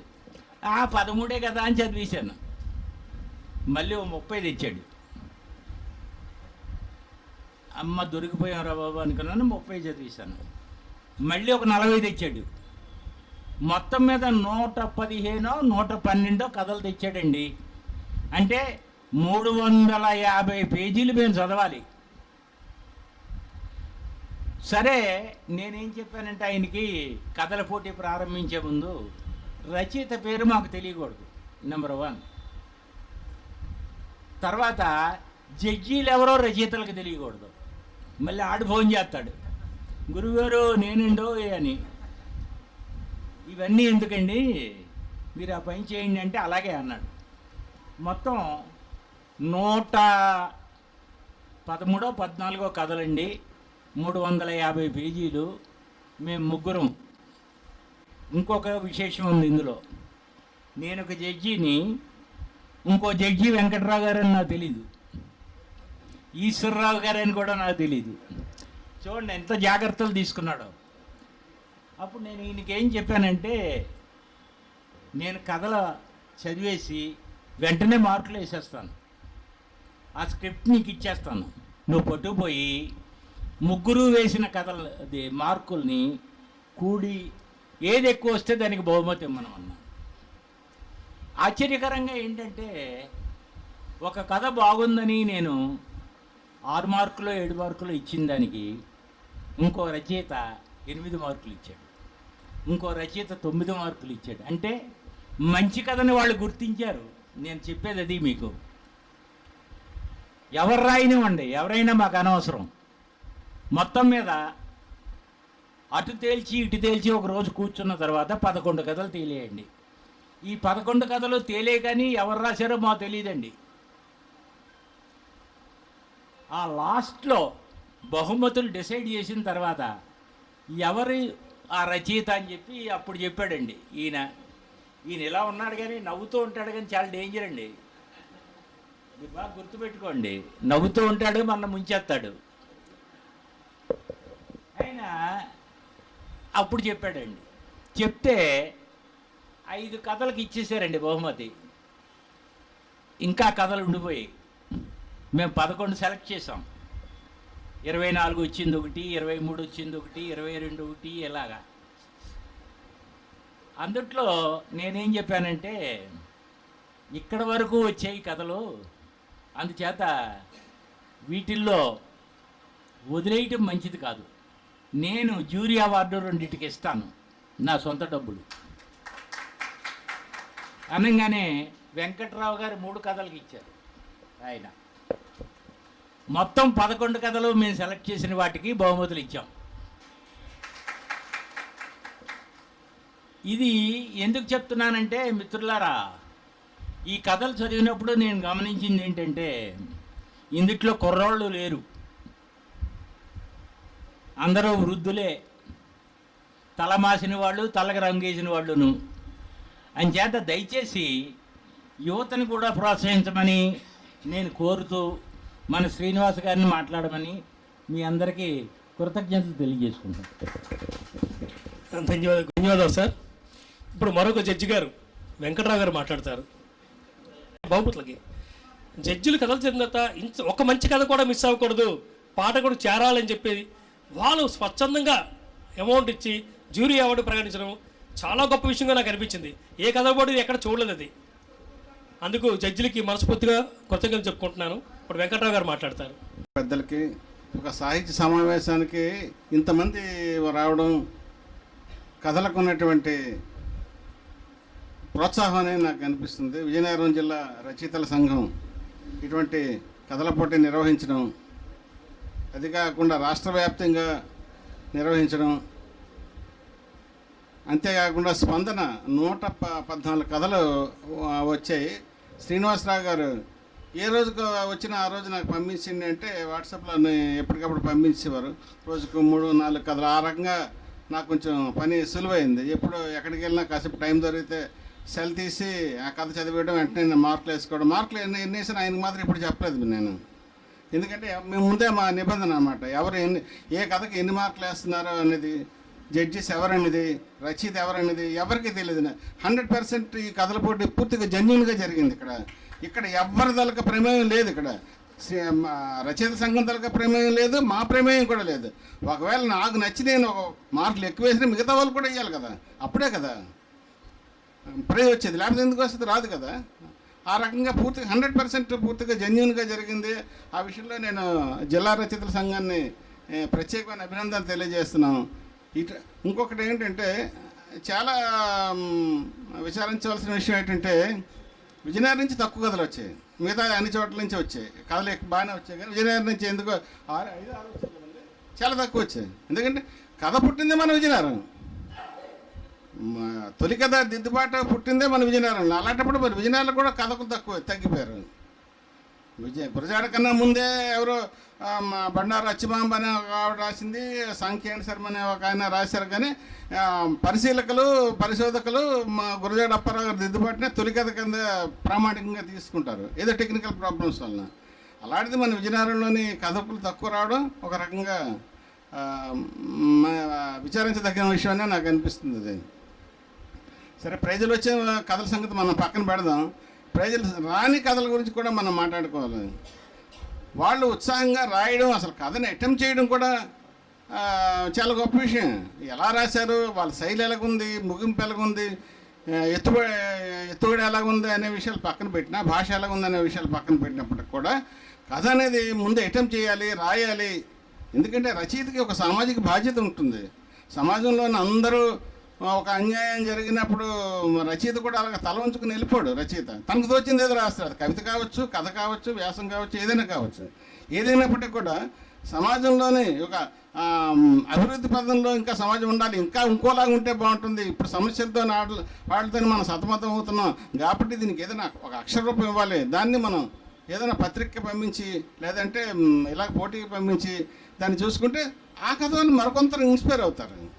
నిజంగా చెప్పాలంటే మన మంజరి గారు అన్నట్టు తలపండిపోయిన వాళ్ళు కథలు ఎక్కువ రాస్తున్నారు తప్ప యువకులు చాలా తక్కువ మంది కథలు రాసే పరిస్థితి కనిపిస్తూనే ఉన్నది. ఇప్పుడు ఆ పరిస్థితుల్లో కూడా కొంచెం మార్పు రావాలన్నమాట. వస్తే ఇంకా మరింత సాహిత్యం సుసంపన్నం అవుతుంది.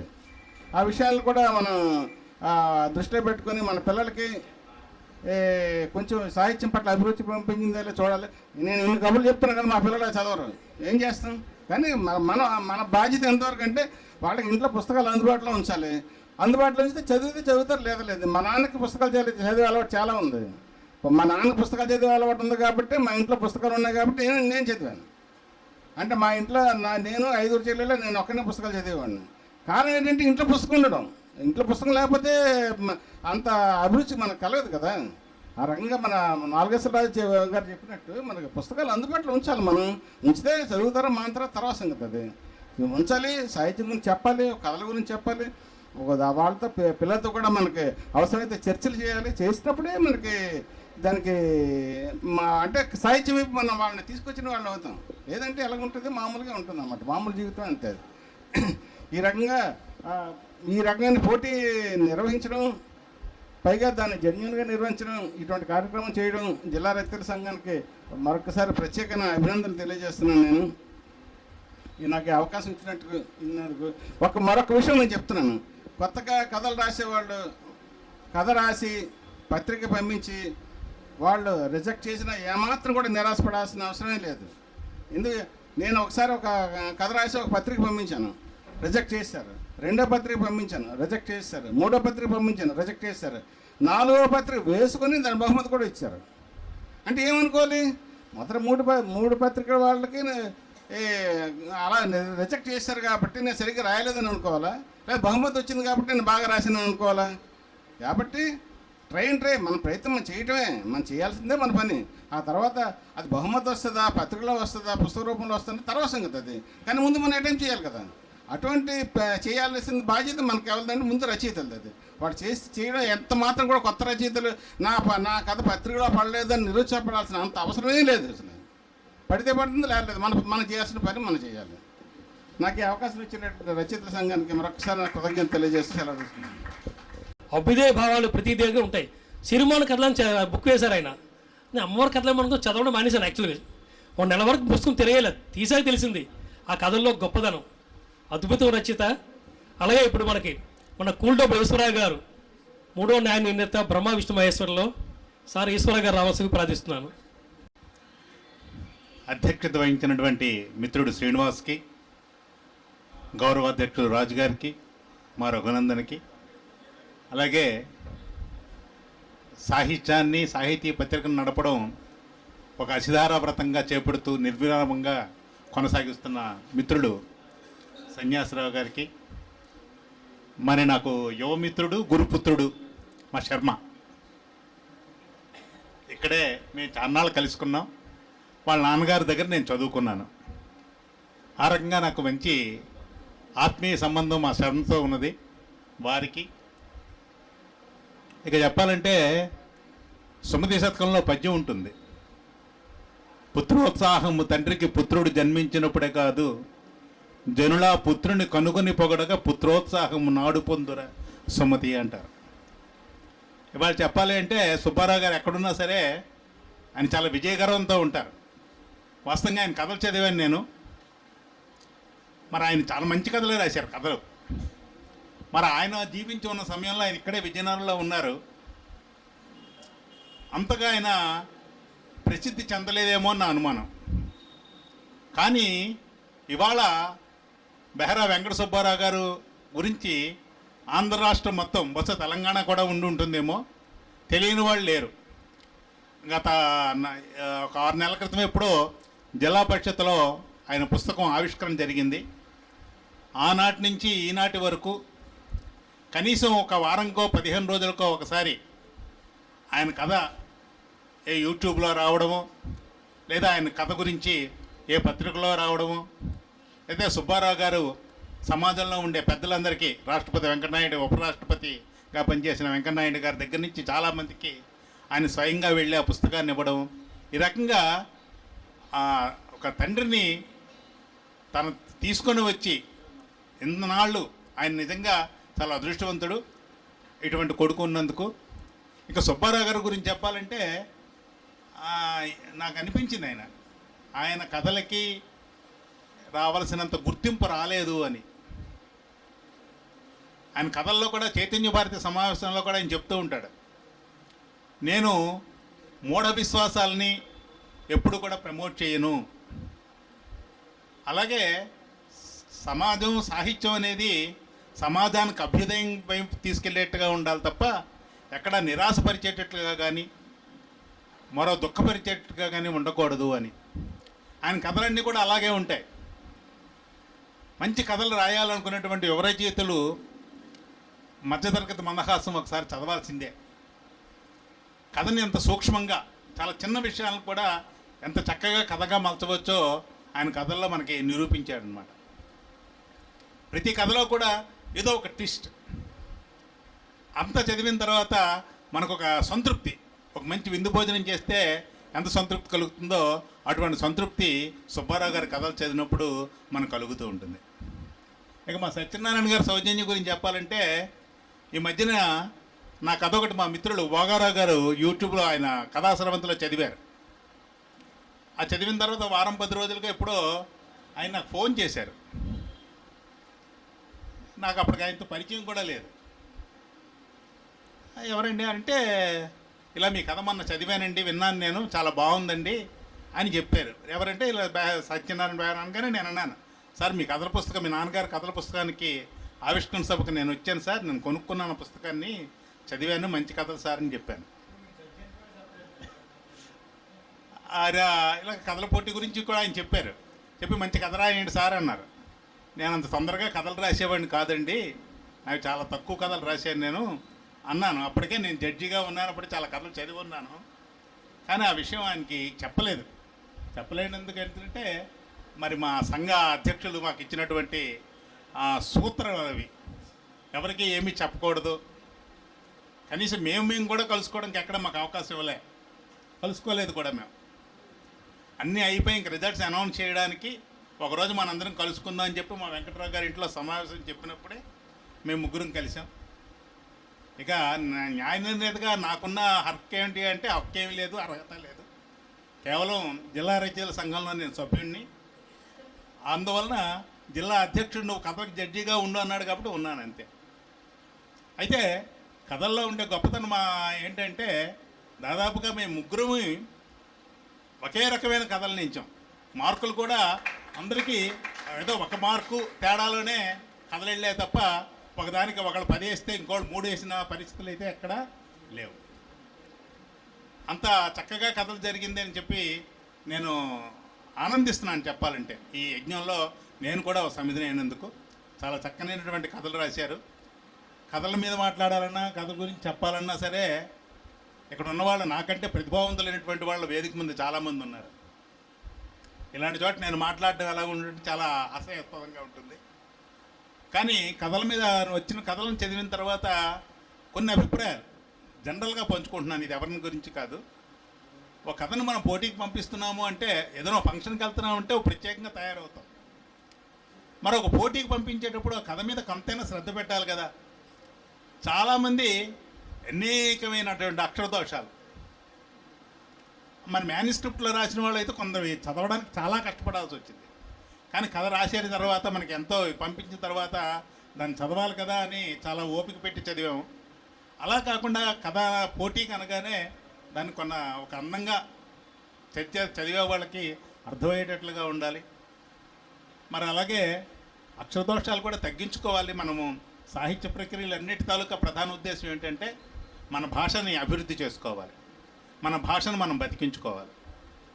దానికి ప్రధాన కారణం సాహిత్యం, భాష ఇవన్నీ అభివృద్ధి చెందాలి. మరి మనం రాసేటువంటి సాహితీ ప్రక్రియల్లో ఇంగ్లీష్ పదాలు అవసరం లేని చోట కూడా కొన్ని పదాలంటే తప్పదు, మన జీవితంలో కలిసిపోయేవి.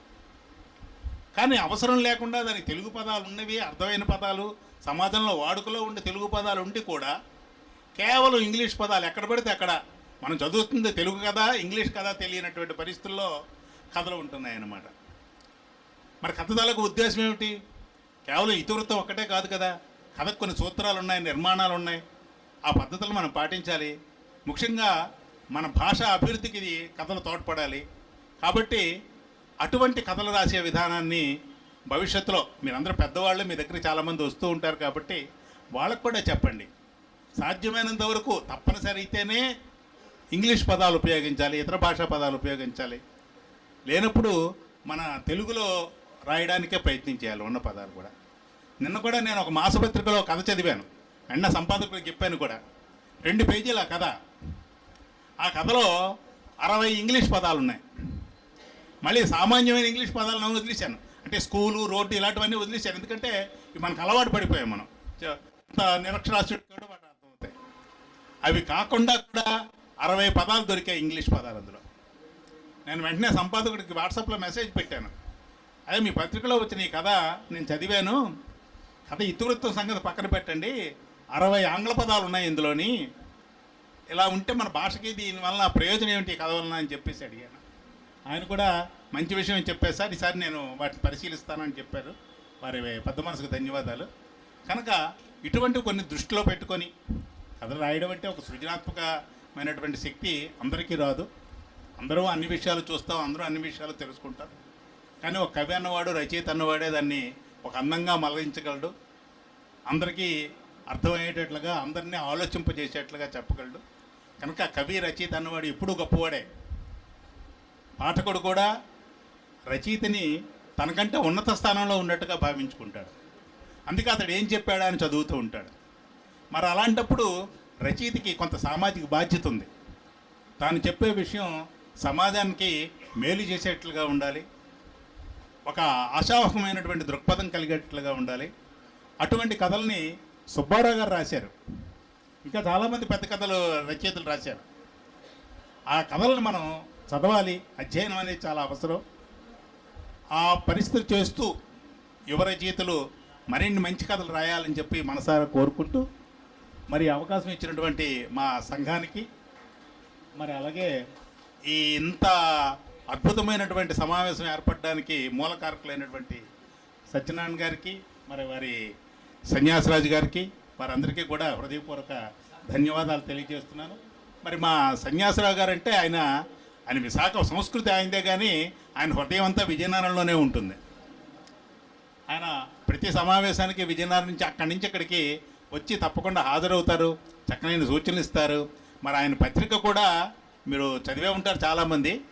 మంచి క్వాలిటీ పేపర్లు, విషయం ఉండేటువంటి విషయాలన్నింటినీ కూడా ఆయన పుస్తకంలో వేస్తూ ఉంటారు. అందువలన ఆ పత్రికను ఎలాగైనా వాళ్ళు నడపాలి.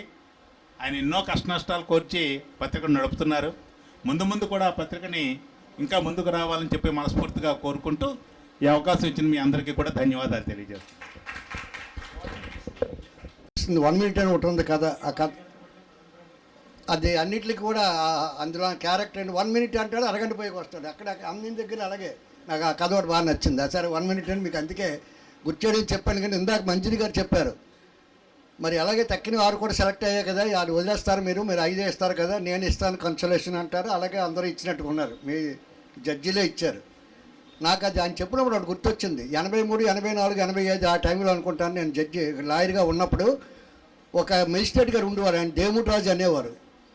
ఆయన ఏం చేశాడు అంటే కొన్ని పెట్టి కేసులు ఉంటాయి, అప్పుడు ఎక్కువ ప్రాస్టిట్యూట్ కేసులు ఉండి లేకపోతే ట్రాఫిక్ ఇవన్నీ ఉండి ఆయన శిక్ష వేయకూడదు అనుకుంటాడు మనసుకి, కానీ వేయకపోతే చట్టం ఒప్పుకోదు, శిక్ష వేసేసేవాడు.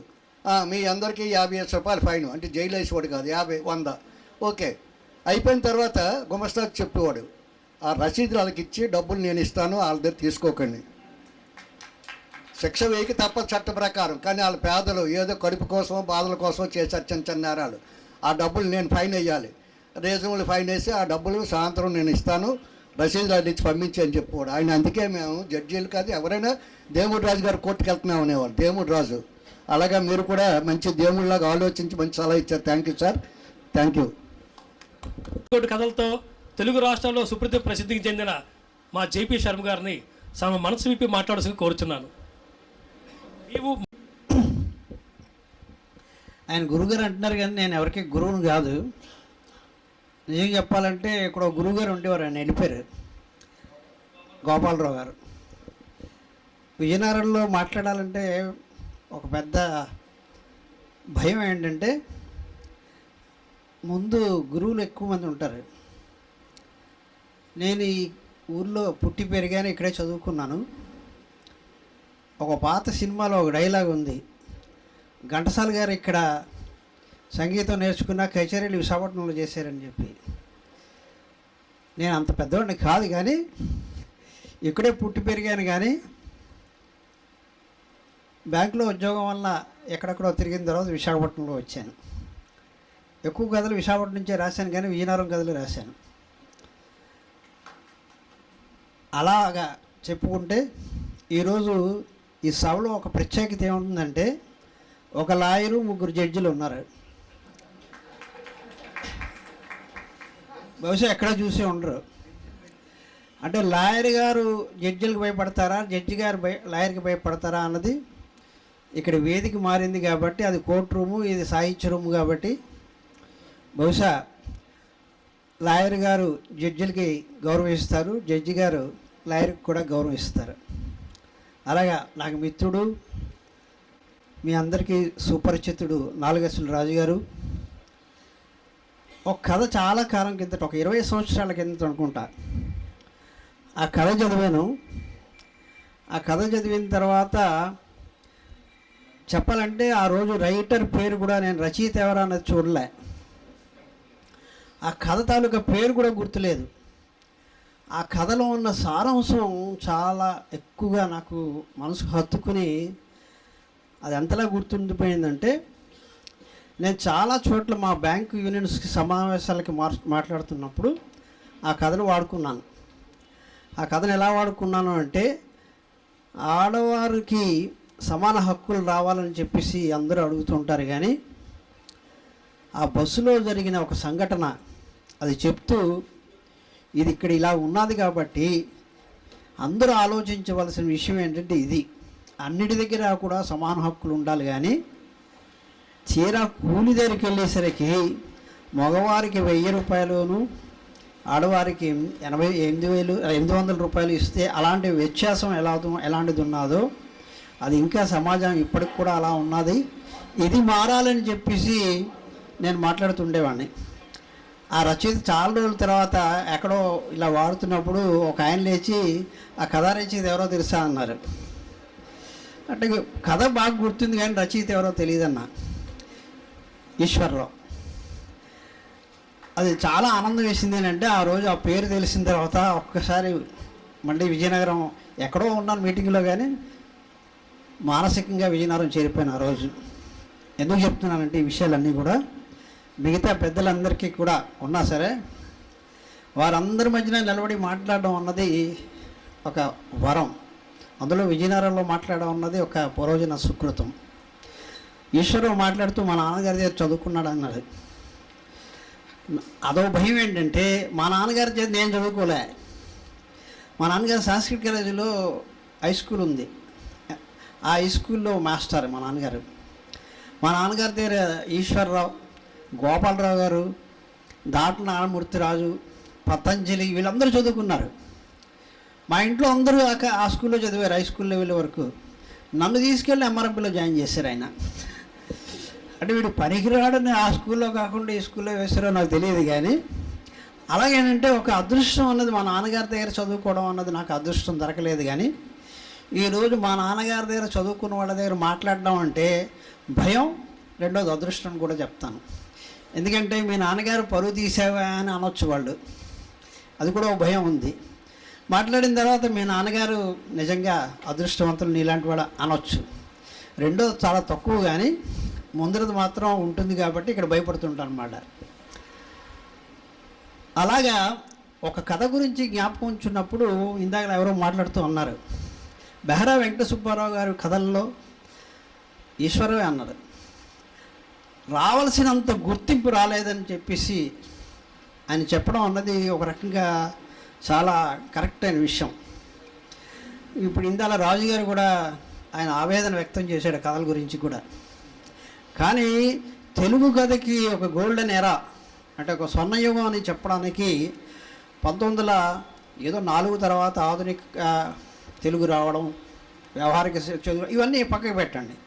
కానీ పుస్తకాలు బాగా ఎక్కువ వచ్చి పుస్తకాల్లో ఎక్కువ కథలు పడుతూ ఎక్కువ మంది రచయితలు ఉండే ఒక స్వర్ణయుగం అన్నది మనం చెప్పుకోవాలంటే 1940 దగ్గర నుంచి 1990 వరకు కూడా, గ్లోబలైజేషన్ రానంత వరకు కూడా తెలుగు కథకి చాలా విలువ ఉండేది. విలువ ఉండడానికి కారణం ఏంటంటే విలువలతోనే కథలు రాసేవారు. అలాగా ఆ రోజు ఎక్కువ మంది రచయితలు ఉండేవారు. వాళ్ళు రాసే రచనలు, వాళ్ళు చేసే రచనల్లో కూడా విలువలతో పాటు ఒక కొత్త విషయం కానీ సమాజానికి ఒక సందేశం ఇచ్చే విషయం కూడా కనబడుతుండేది.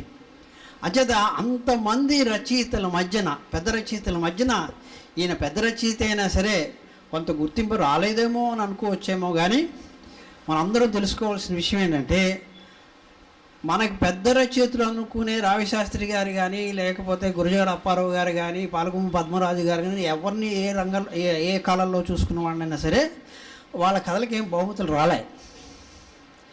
బహుమతులు రానంత మాత్రం అది కొలబద్ద కూడా కాదు. కానీ ప్రజల తాలూకు ఈరోజు కూడా ఆయన కథలు ఇంకా జ్ఞాపకం ఉంచుకొని ఆ కథల గురించి చెప్తున్నారంటే అంతకంటే ఆస్కార్ అవార్డు ఏమి ఉండదు అనిపిస్తుంది నాకు.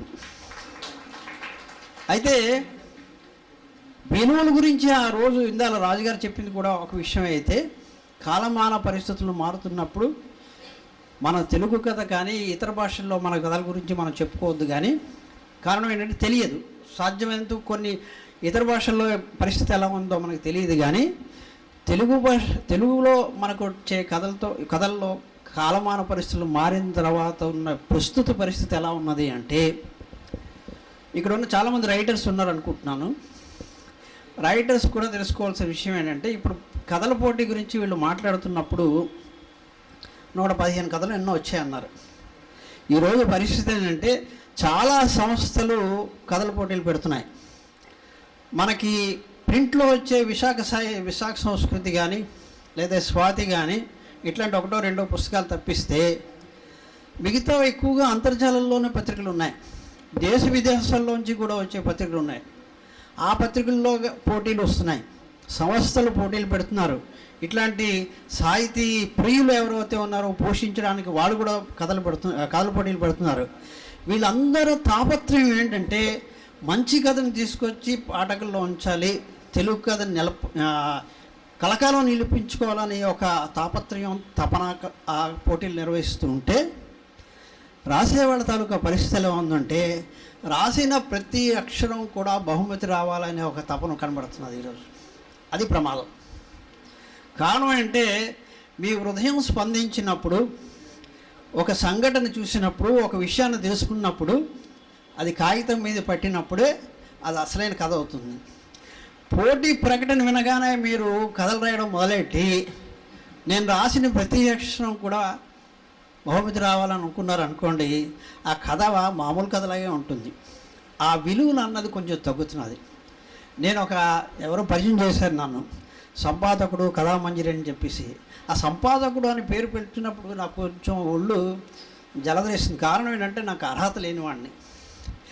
నేను ఎప్పుడు ఒక సంపాదకుడు అంటే ఏవికే ప్రసాదో లేకపోతే పెద్దవాళ్ళు ఎవరైతే ఉండేవారు ఆ రోజుల్లో, కుటుంబరావు గారు ఆ రోజుల్లో కొడగంటి కుటుంబరావు గారు కూడా ఎడిటర్గా చేసేవారు.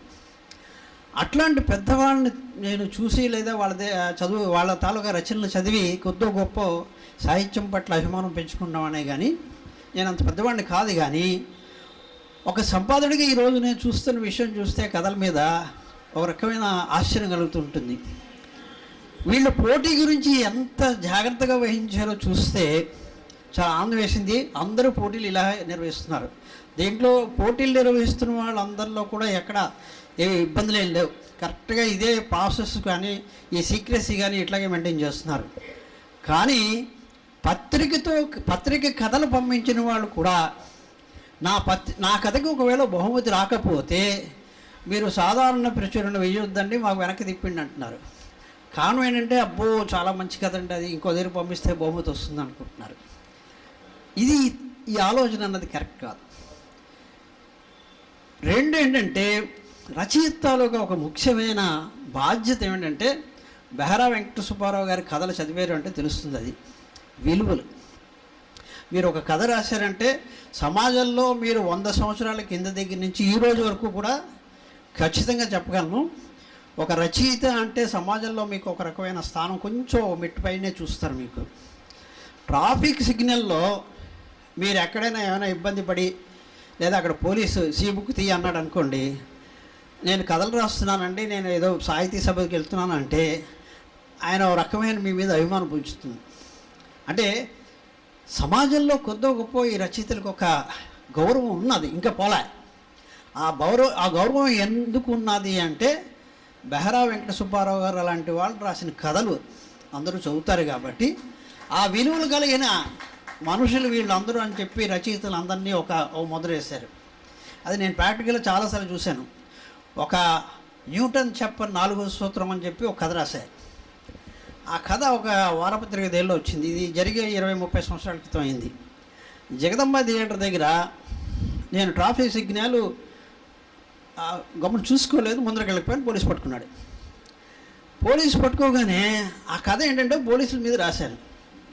5 నిమిషాలు ఎంతలా నేను భయపడ్డాను అంటే పోలీసుల తాలూకా వ్యవహారం ఎలా ఉంటుంది అంటే పోలీసులు మామూలుగా సాంప్రదాయ కుటుంబంలో పుట్టి పెరిగినా సరే డిపార్ట్మెంట్కి వెళ్ళిన తర్వాత ఒక ఏడాది పోయిన తర్వాత వాళ్ళ లాంగ్వేజ్ మారిపోతుంది.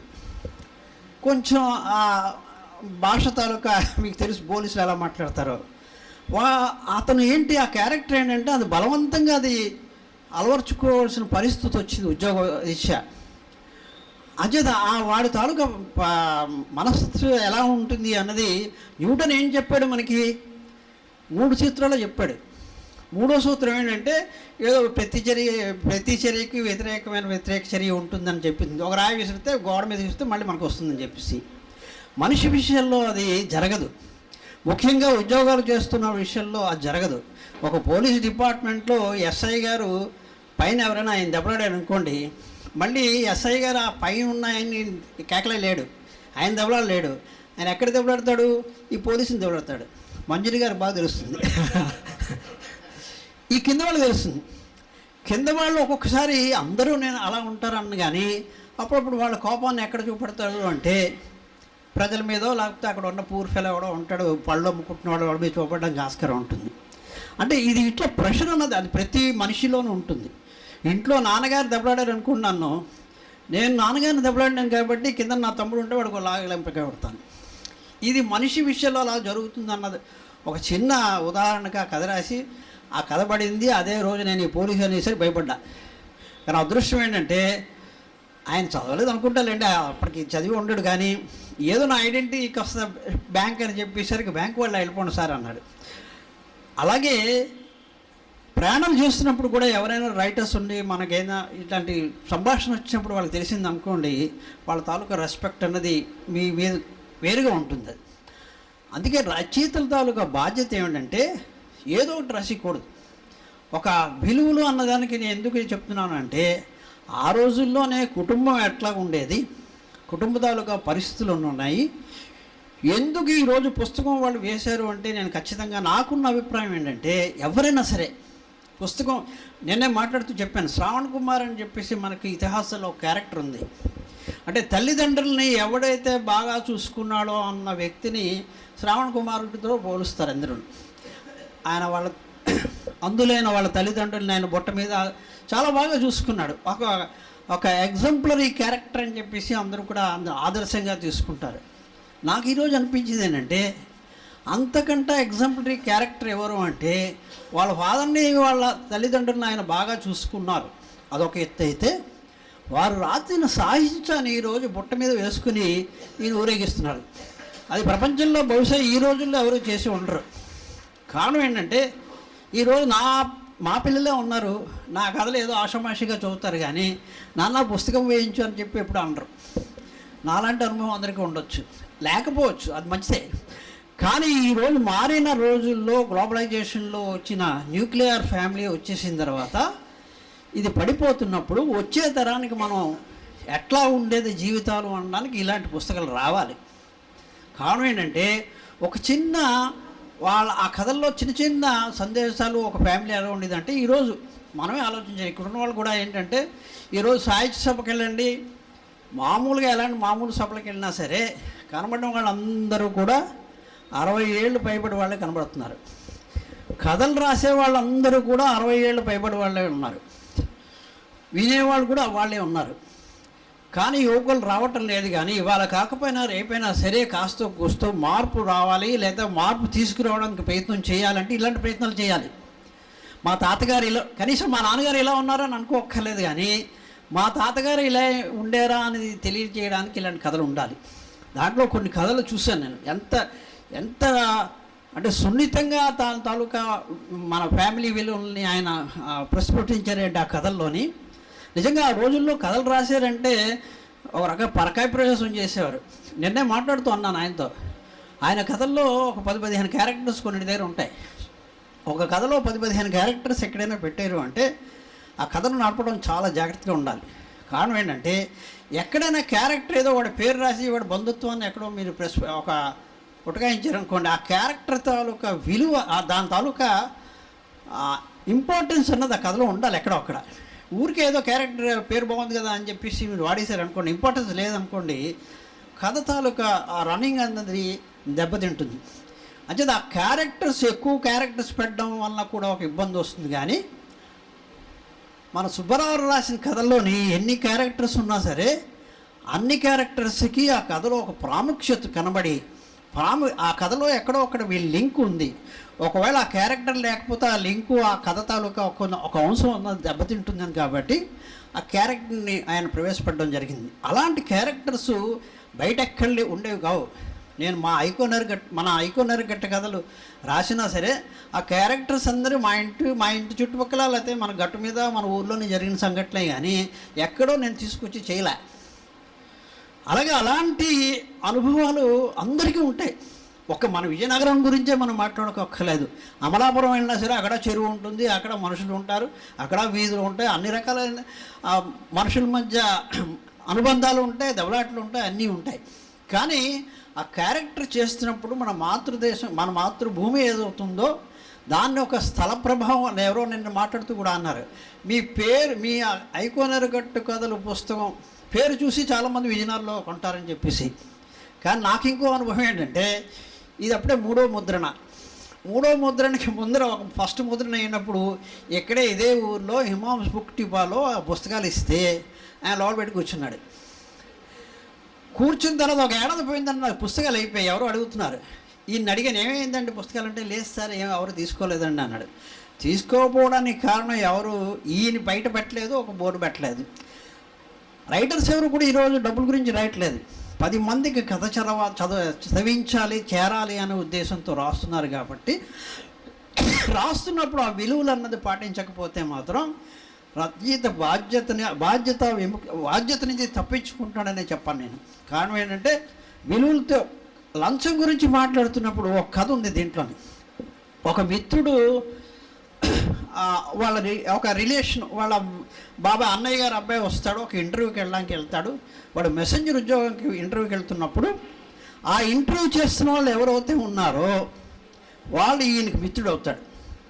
ఈయన సిఫార్సు చేస్తే వాడు ఉద్యోగం ఇవ్వడానికి ఆస్కారం ఉంటుంది.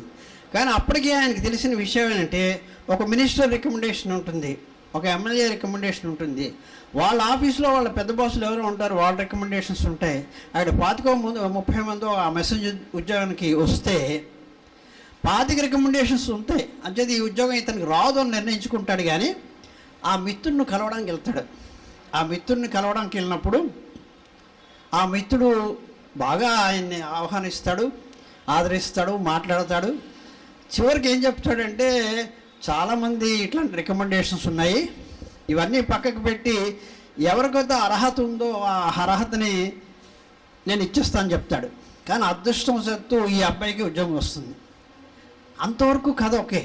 అక్కడ కొసమెరుపు ఏంటంటే వీళ్ళు ఆ రోజు సాయంత్రం ఎక్కడికో వెళ్తారు, ఈ కుర్రాడు ఈ బాబాయ్ గారు. ఆ వెనకాతలు మాట్లాడుకుంటున్న వాళ్ళు ఏమనుకుంటారంటే ఇవాళ ఉద్యోగంకి వెళ్ళాను, ఉద్యోగం రాలేదు, కానీ ఆ దిక్మాల ఆఫీసర్ గారు 300 రూపాయలు లంచం తీసుకుని ఎవరికో ఇచ్చాడు ఉద్యోగం అంటాడు. అప్పుడు ఈ క్యారెక్టర్ ఎంత బాధపడతాడంటే వాడు నిజాయితీగా ఉద్యోగం నాకు ఇచ్చినా సరే 300 రూపాయలు లంచం తీసుకుని ఇచ్చేసాడు అనే విషయాన్ని గ్రహించుకుని సినిమా మధ్యలోంచి వెళ్ళిపోతాడు.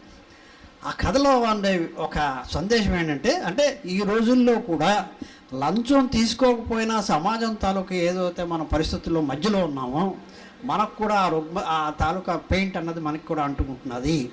ఇది రచయితలు మర్చిపోకూడదు. మీరు ఏమైనా గట్టిగా చెప్పగలరు అంటే ఒక రచయిత చెప్పగలరండి.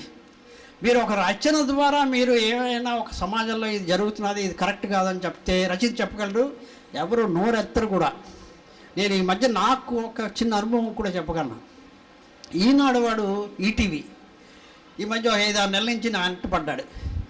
ఆ మధ్య 2-3 కథలు ఈనాడులో వచ్చిన తర్వాత మీరు మాకు సినాప్సిస్ రాసి పంపించండి అన్నాడు.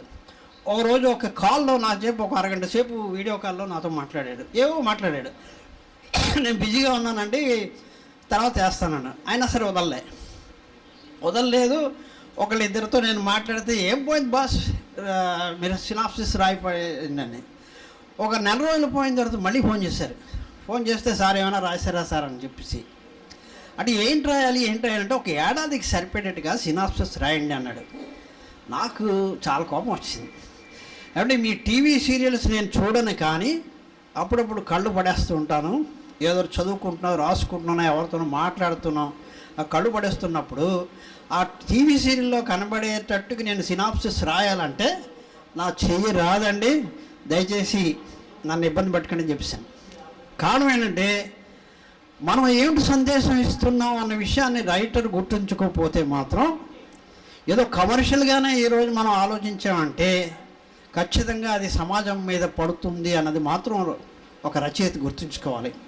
ఇది ఎందుకు చెప్తున్నానంటే ఖచ్చితంగా ఈశ్వరం ఆ రోజు రాసిన కథల గురించి కానీ ఈరోజు ఎంత చౌర్యం జరుగుతున్నది అంటే ఈ ఏదైతే ఇంటర్నెట్స్ లేకపోతే ఇవన్నీ సాంకేతిక పరంగా ఇంత వృద్ధి చెందుతున్నామేమో కానీ మనిషి చచ్చిపోతున్నాడు. రైటర్ గుర్తుంచుకోవాల్సిందే అంటే ఆర్టిఫిషియల్ ఇంటెలిజెన్సీ అన్న త్వరలో వచ్చేస్తున్నది, ఇప్పటికే వచ్చింది. ఇది ఎంత ప్రమాదకరం అంటే మనందరిలో ఉండే ఒక సృజనాత్మకతని చంపేస్తుంది. ఇది అంటే ఆలోచన అన్నది మనం చేయనీయకుండా చేసేస్తుంది. అది ఆలోచిస్తుంది, మనం పాటించవలసిన పరిస్థితి వస్తుంది. దయచేసి ఇలాంటి బెహరా వెంకట సుబ్బారావు గారి కథలు లాంటివి మీరు చదవడం కాదు, ఎవరైతే రచనలు చేస్తున్నారో వాళ్ళ చేత చదివించండి. మన విషయాలు మనం తెలుసుకోవాలి. పాతకాలంలో ఎలా ఉండేవారు, పాతకాలంలో అనుబంధాలు ఎలా ఉండేవి, అలా అని చెప్పి భార్యాభర్తలు అలా దెబ్బలాడుకోకుండా ఉండేవారని దెబ్బలాడుకునేవారు. ఆ రోజుల్లో కూడా చిన్న మనస్పర్ధల గురించి ఒక కథ, అద్భుతమైన కథలు రాశారు. దాంట్లో భార్యాభర్తల మధ్య ఉండే మనస్పర్ధలు ఎట్లా ఉంటాయి అన్నది చిన్న, అదేదో మనకి టీ కప్పులో తుఫాన్లాగా అది సాయంత్రం ఈసారి పటపంచలు అయిపోయి ఉంటాయి. అవన్నీ ఇంట్లో ప్రతినిత్యం జరుగుతుంటాయి. అవన్నీ కూడా ఏంటంటే ఒక సందేశాన్ని ఇస్తుంటాయి. వ్యవస్థలన్నిటికీ సందేశం వస్తాయి, ఒక కుటుంబ వ్యవస్థకే కాదు, మనిషి మనుగడకి అది ఒక దారి చూపుడుతూ ఉంటే దయచేసి రచయితలు ఎవరైతే ఉన్నారో వారి దాన్ని గమనించుకుని వారి రచనలో సహజత్వంతో పాటు ఒక సందేశం ఉన్నది ఇచ్చేటట్టుగా రచనలు చేయమని మనవి చేస్తూ, పోటీ నిర్వహించినందుకు ముఖ్యంగా ఒక రచయితల సంఘం ఈరోజు పోటీ నిర్వహిస్తున్నదంటే ఎంతో బాధ్యతతో ఎంతో ఆలోచనతో వాళ్ళు చేసిన ఒక ఉద్యమం అనేది ఒక రకంగా చెప్పాలంటే. అందులో విజయనగరంలో రచయితల పోటీ, ఒక రచయితల సంఘం వాళ్ళు కథల పోటీ నిర్వహిస్తున్నారంటే మీ అందరితో పాటు గర్వించేవాడిని నేను. ఒకవేళ భౌతికంగా నేను విశాఖపట్నంలో ఉంటామేమో కానీ మానసికంగా ఎప్పుడు కూడా విజయనగరంలోనే ఉంటాం. మానసికంగా ఇంకా చెప్పాలంటే మా ఐకోనర్ గట్టు మీద ఉంటాం. ఇప్పటికి నేను విజయనగరం వదిలేసి 50 ఏళ్ళు అయింది, కానీ కనీసం 2 నెలలకు ఒకసారి విజయనగరం వచ్చి 4 గంటలు తిరగకపోతే మాత్రం నాకు మళ్ళీ అలసలు వచ్చే ప్రమాదం ఉందని అనిపిస్తూ ఉంటుంది. అజేత విజయనగరం వాళ్ళకి ఒక పేరు ఉంది, ఒక కథలు కాదు సాహిత్యంలో కానీ. అదే ఇవాళ నేను అప్పుడే 5-6 సభలు విజయనగరంలో నేను అడ్రస్ చేసిన సందర్భాలు ఉన్నాయి. చాలామంది కలుసుకోవడమే కాకుండా చాలామందితో మాట్లాడేటప్పుడు చాలా విషయాలు నేను తెలుసుకోవాల్సిన అవకాశం కూడా నాకు వచ్చింది. అలాంటి ఒక మంచి అవకాశాన్ని ఈరోజు సుబ్బారావు గారు, ఇంకా చెప్పాలంటే సుబ్బారావు గారికి ఈ కథల గురించి ఒక 4-5 నెలల క్రితం జూన్ 27వ తారీఖున ఐ థింక్ ఇక్కడ ఆ పుస్తకావిష్కరణ జరిగింది. అప్పటికి 2 నెలల ముందర నుంచి నన్ను ఈ సత్యనారాయణమూర్తి గారు నా వెంటబడ్డారు. ఈయనకి నా పేరు ఎవరు చెప్పారో తెలియదు కానీ బహుశా శ్రీనివాస్ గారు చెప్పి ఉంటారు. నన్ను ఎవరో నాకు తెలియదు, వాస్తవం ఏంటో ఆయన నన్ను తెలియదు, నాకు మా ఇద్దరికి పరిచయం లేదు. ఒక సంధానకర్త ఎవరంటే సన్యాసరాజు, ఆయన నా పేరు తెలుసుకున్న తర్వాత ఆయన అడిగేట, అమ్మో జేపీ గారు మా బ్యాంకులో ఆయన బాగా పనిచేశారు, చాలా మంచి అయ్యారంటే ఏం చెప్పడం తెలియదు నాకు. అని ఈయన వెంట పెట్టినప్పుడు నేను చెప్పాను, నేను వస్తానో రాలేనో చెప్పలేను కానీ మీరు మంచి ప్రయత్నం చేస్తున్నారు, మీకు అభినందనలు తెలియజేశాను. వారంకోసారి ఆయన నాకు ఫోన్ చేస్తుండేవారు కథల పుస్తకం గురించి. కానీ దురదృష్టం ఏంటంటే ఆ రోజుల్లో నేను రాలేకపోయినందుకు అయిపోయిందిరా అనుకున్నాను కానీ ఆయన ఇంకా పట్టుకొని నేను విశాఖపట్నంలో కథాపరిచయం అని చెప్పి అక్కడ ఇచ్చారు. ఇవాళ దీనికి కూడా నన్ను పిలిచి నన్ను మాట్లాడమని మీ అందరి ముందు నిలబడి మాట్లాడడానికి అవకాశం ఇప్పించిన వారికి, నిర్వాహకులందరికీ కూడా మరొకసారి ధన్యవాదాలు తెలుపుకుంటూ సెలవు. ముఖ్య అతిథి గారు ముఖ్యమైన ప్రసంగం చేశారు. అకౌంట్ రేటుకే కొంటాను, మీరు 500 అన్నా 250కే 1000 రూపాయలు ఇస్తే 4 పుస్తకాలు ఇవ్వండి, నాకు అందజేయించండి. అదేవిధంగా నా మిత్రుడు పుస్తకాలు అడిగాను, నువ్వు రాసినవి నేను ఎప్పుడు చూడలేదురా, ఇందులో వస్తుంది ఏదో సెల్లో చూస్తున్నాను అంటే 10 పుస్తకాలు కావాలని అడిగాను, ఆయన ఇస్తా ఉన్నాడు. నీకు అది కాదు, మీ డబ్బులు తీసుకొని 10 పుస్తకాలు హ్యాండ్ ఓవర్ చేయండి, తక్కిన మీ కార్యక్రమం చేసుకోండి. ఖమ్మం, ఒక ఆంధ్రప్రదేశ్, మొదటి 3 అలా వచ్చారు, అనుకోకుండా వచ్చారు వాళ్ళు. శేషగిరి పట్నాయక్ అండి. ముందుగా ఏంటంటే ఒక్క మాట చెప్పి చేస్తాను, అందరూ నా కోసం వెయిట్ చేస్తున్నారు, ఎందుకంటే సన్మాన కార్యక్రమాలన్నీ నేనే చదువుతున్నాను. ఒక విషయం ఏంటంటే శ్రీనివాస్ గారు మాకు ఒక కండిషన్ పెట్టారు, ఎవరు కమిటీ మెంబర్స్ ఈ కథల పోటీలో రాయకూడదని. ఆ ఒక్క విషయం చెప్తాను, మీరేం కథలు రాలేదని. మూర్తి గారు నాకు ఫోన్ చేశారు, శేషగిరి గారు మీరేం రాయలేదని చెప్పేసి. యాక్చువల్గా మేము ఎలిజిబుల్ కాదు, సో విజయనగరం నుంచి అందుకే మా కథలు అయితే రాలేదు. విజయనగరం జిల్లా రచయితల సంఘము మరియు విశాఖ సంస్కృతి వాళ్ళు ప్రతిష్టాత్మకంగా నిర్వహించిన ఈ ప్రముఖ రచయిత కీర్తిశేషులు శ్రీ బెహరా వెంకట సుబ్బారావు గారి స్మారక జాతీయ కథల పోటీ 2025 విజేత వివరాలు నేను చెప్తున్నాను. ఒక విషయం ఏంటంటే ప్రైజులు వచ్చేదానికంట న్యాయమూర్తుల మనసును గెలుచుకునే కథలు ముందుగా చెప్తాను, ప్రైజుల సంగతి తర్వాత. ఫస్ట్ కథ పరుగు అనే కథని మన ఎం రమేష్ కుమార్ గారు విజయనగరం నుంచి, రమేష్ కుమార్ గారికి కంగ్రాచులేషన్స్. ఈ మంజీర్ గారు మీరు వచ్చి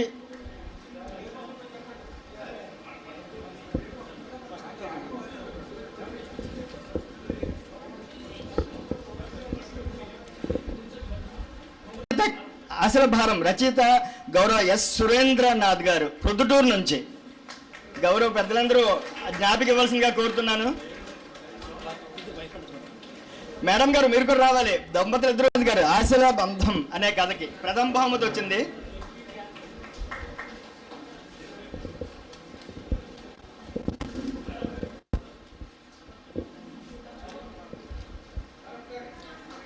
ఆశల భారం ఎస్ సురేంద్రనాథ్ గారికి ఈ కథల పోటీలో ప్రథమ బహుమతి. సార్ ఏంటంటే ప్రొద్దుటూరు నుంచి మంచి రచయిత, అందరికీ తెలిసిన వ్యక్తి. గౌరవ పెద్దలందరి ద్వారా సన్మానం జరిగింది. ఎస్ సురేంద్రనాథ్ గారికి, మేడం గారికి ప్రథమ బహుమతి అమౌంట్ కూడా ఆయనకి ఇవ్వడం జరిగింది. ద్వితీయ బహుమతి సన్నాఫ్ ప్రసాదరావు అనే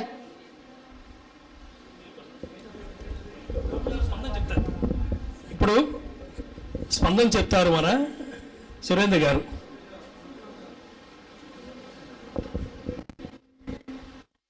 అందరికీ నమస్కారం. వేదికను అలంకరించిన పెద్దలకు, ఇక్కడికి విచ్చేసిన సాహితీమూర్తులకు మరియు రసజ్ఞులకు అందరికీ నమస్కారం అండి. నేను ప్రొద్దుటూరు నుంచి ఇక్కడికి వచ్చాను. దాదాపుగా విజయనగరం మాకు 1000 కిలోమీటర్ల దూరం అండి. ఇంతటి దూరాన్ని చెరిపేసిన వారధి పేరు సాహిత్యం. కేవలం సాహిత్యం అనేటువంటి ఒక గొప్ప ప్రక్రియ ఈ రెండు ప్రాంతాలని కలుపుతూ ఉంది. ముఖ్యంగా నాకు విజయనగరం అంటే చిన్నప్పటి నుంచి చాలా ఆపేక్ష, రావాలని అనుకున్నాను. ఇది సరైన వేదికగా నాకు అవకాశాన్ని ఇచ్చింది. ఎందుకంటే విజయనగరం అంటే సాహిత్య సంస్కృతి రెండిటి సమలంకృతమైనటువంటి సీమ. ఇవి రెండు కలబోసినటువంటి సీమ ఈ విజయనగరం. ఈ విజయనగరాన్ని సందర్శించడం అనేది నాకు చాలా సంతోషకరంగా ఉంది. ఎందరో ప్రముఖులు, ఎందరెందరో కళాకారులు నడయాడిన నేల ఇది. అటువంటి ఈ నేలపైన నాకు ఈ చిన్న సత్కారము, ఈ గౌరవం దొరకడం అనేది నిజంగా నా అదృష్టంగా, భాగ్యంగా నేను భావిస్తున్నాను. ఇంతటితో నేను సమయాభావం వల్ల చాలా మాట్లాడాలని అనుకున్నాను, కానీ సమయాభావం వల్ల ఇంతటితో విరమిస్తున్నాను. నాకు ఈ బహుమతిని ప్రకటించినటువంటి మూర్తి గారికి, ఎంపిక చేసిన న్యాయ నిర్ణేతలకి, ఆ తర్వాత ఈ విజయనగరం రచయితల సంఘానికి, విశాఖ సంస్కృతి మాసపత్రిక వారికి అందరికీ నేను వెనవేల నమస్కారాలు తెలియజేస్తూ నేను విరమిస్తున్నానండి. ద్వితీయ బహుమతిగా సన్నాఫ్ ప్రసాదరావు అనే కథని మన ఎం సుగుణారావు గారు, విశాఖపట్నం సెకండ్ బహుమతి వచ్చింది సార్. సార్ ఏంటంటే ఆస్ట్రేలియాలో ఉన్నారు. సార్ ఏం చెప్పారంటే సుగుణారావు గారు ఈ బహుమతిని జీవి శ్రీనివాస్ గారికి ఇచ్చేయమని చెప్పారు. సో జీవి శ్రీనివాస్ గారికి ఈ బహుమతి అందజేయవలసిందిగా, అంటే సుగుణారావు గారి బదులుగా బహుమతి అందజేసినగా కోరుతున్నాము. సన్నాఫ్ ప్రసాదరావు అనే కథకి రచయిత ఎం సుగుణారావు గారు, విశాఖపట్నం. సార్ ఆస్ట్రేలియాలో ఉన్నారు.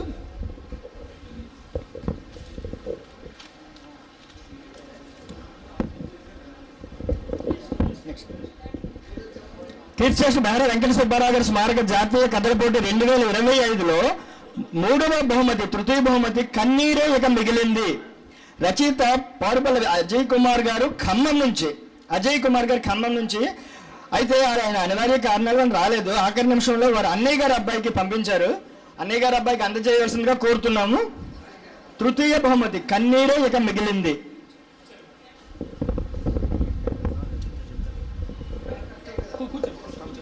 అజయ్ కుమార్ గారి గురించి ఒక మాట చెప్పాలి ఇక్కడ. ఆయన ఖమ్మంలో సొంత ఇంట్లో 20 లక్షలు ఖర్చు పెట్టి ఒక లైబ్రరీ తయారు చేశారు. 20 లక్షలు పెట్టి కేవలం విద్యార్థుల కోసం, పాఠకుల కోసం. అనివారు లాస్ట్ మినిట్లో రాలేక వాళ్ళ అబ్బాయి గారిని పంపించారు, అయ్య గారి అబ్బాయిని.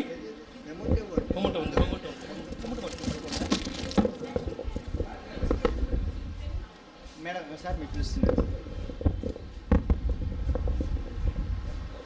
ఇక 3 బహుమతులు. ప్రోత్సాహ బహుమతి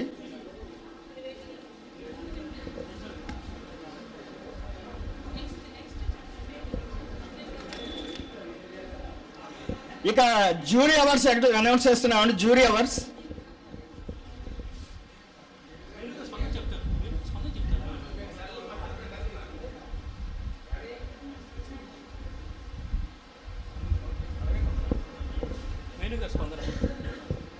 వేణుగారు ప్రముఖ కవి.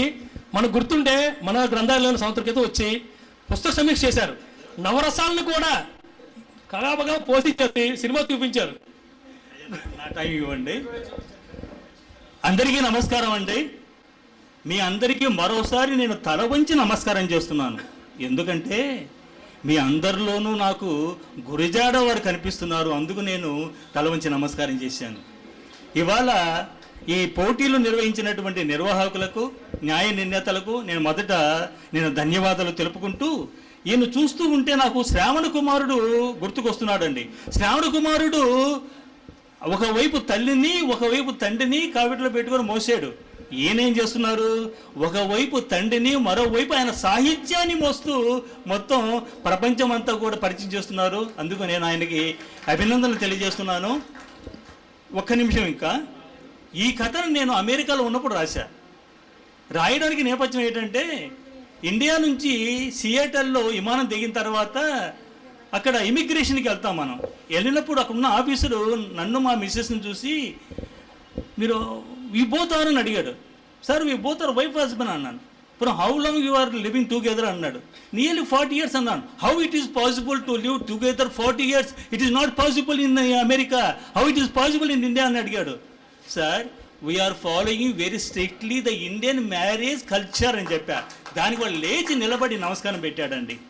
ఆ నమస్కారం మన కల్చర్కి, అది గుర్తుపెట్టుకొని ఈ కథ రాశాను నేను. మరో విషయం ఏంటంటే, వీళ్ళు ఇచ్చినటువంటి ఈ బహుమతే కాకుండా నాకు నిన్న మరో 3,000 రూపాయలు వచ్చాయండి ఈ కథ ద్వారా. ఎలా వచ్చాయంటే, నన్ను అభిమానించి ఒక పెద్ద ఆయన ఉన్నాడు, విశ్వేశ్వర శర్మ గారు, హైదరాబాదులో. సార్ నాకు ఇలా బహుమతి వచ్చింది అన్నాను. అయితే ఆ కథలో పంపిస్తూ ఉన్నారు. సార్ బహుమతి అందుకోముందు పంపించకూడదు కదా అంటే, అయ్యా నీ అన్నీ నేను చదువుతున్నాను కదా, మీరు వచ్చే ముందుకు నేను చదువుతున్నాను అనేసి ఈ కథను ఆయన అడిగి తీసుకున్నారండి. చదివిన తర్వాత ఆ కథ ఎత్తుగడ, కథ పాత్రలు, కథలో వాడిన సంభాషణ, కథను నేను పూర్తిగా కవిత్వంతో రాశానండి. ఒక కవిత్వంతో కథ ఎలా రాయాలో మీరు నిరూపించారు. తర్వాత మీ ఎత్తుగడ బాగుంది, ముగింపు అద్భుతంగా ఉంది. మా వివాహం కూడా రేపు డిసెంబర్ 7వ తారీఖున 50వ జన్మ ఈ వివాహ ఉత్సవాన్ని జరుపుకుంటున్నాను. ఆ ఆనందంతో మేమంతా కనెక్ట్ అయిపోయాం. అంచేత మీకు 3,000 రూపాయలు పంపిస్తున్నా, తీసుకుంటూ పంపించారు. అంటే ఈ పోటీల ద్వారా నాకు మరో అదనంగా కూడా వచ్చింది. మరో మీరు తుల్లిపడి విషయం చెప్తాను. రవి అని ఆయన సినిమా డైరెక్టరు, ఈ కథను ఆయన రేపు షార్ట్ ఫిల్మ్ తీయబోతున్నాడండి. అందరికీ నమస్కారం.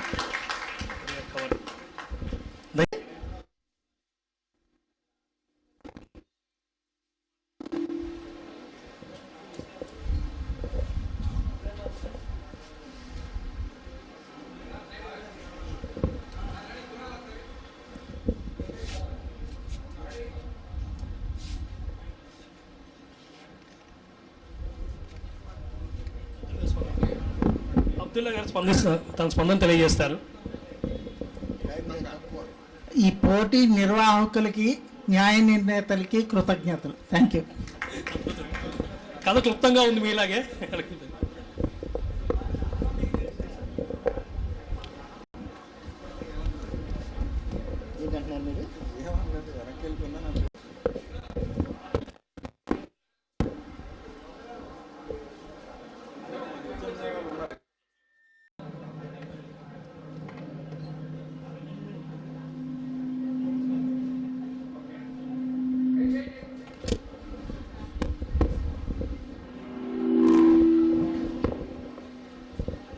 యోగేశ్వర గారి స్పందన.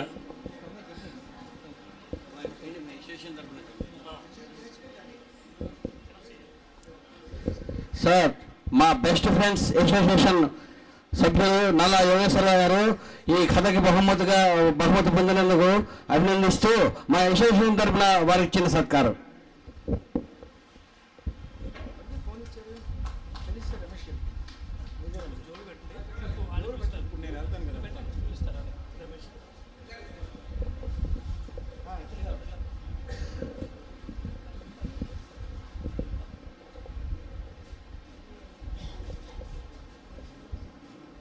ఈ కథల పోటీలు నిర్వహించిన మా విజయనగరం రచయితల సంఘం మరియు దానికి సంయుక్తంగా ఉన్న విశాఖ సాంస్కృతిక మాసపత్రిక యాజమాన్యానికి కృతజ్ఞతలు తెలియజేస్తున్నాను. మరియు ప్రత్యేక కృతజ్ఞతలు మా యొక్క జడ్జెస్ వాళ్ళు చాలా నిష్కల్మషంగా చేసిన ఈ ప్రకటనను నేను ఎంతో ఆహ్వానిస్తున్నాను. ఓకే.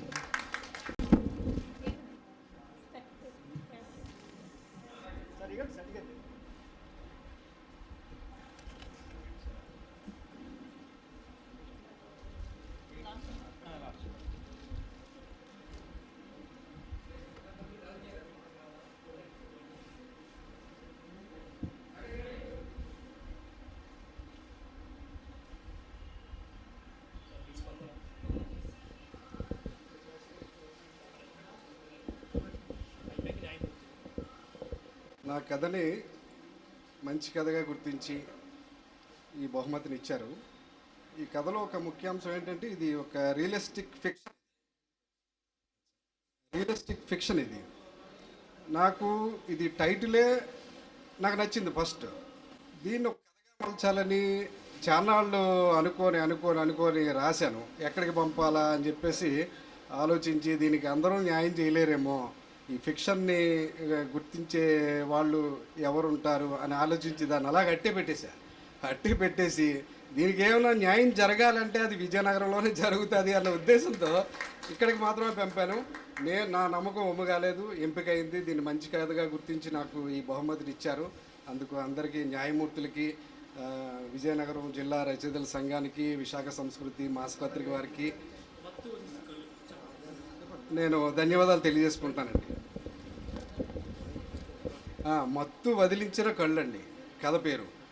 మత్తు ఇస్తుంది కళ్ళు, కానీ కథలో ఆ కళ్ళే మత్తు వదిలిస్తుంది. ఈ కథను అందరూ చదవాలని కోరుకుంటున్నాను, మీ విమర్శ చేయాలని కూడా కోరుకుంటున్నాను. నమస్తే అండి, అందరికీ నమస్తే.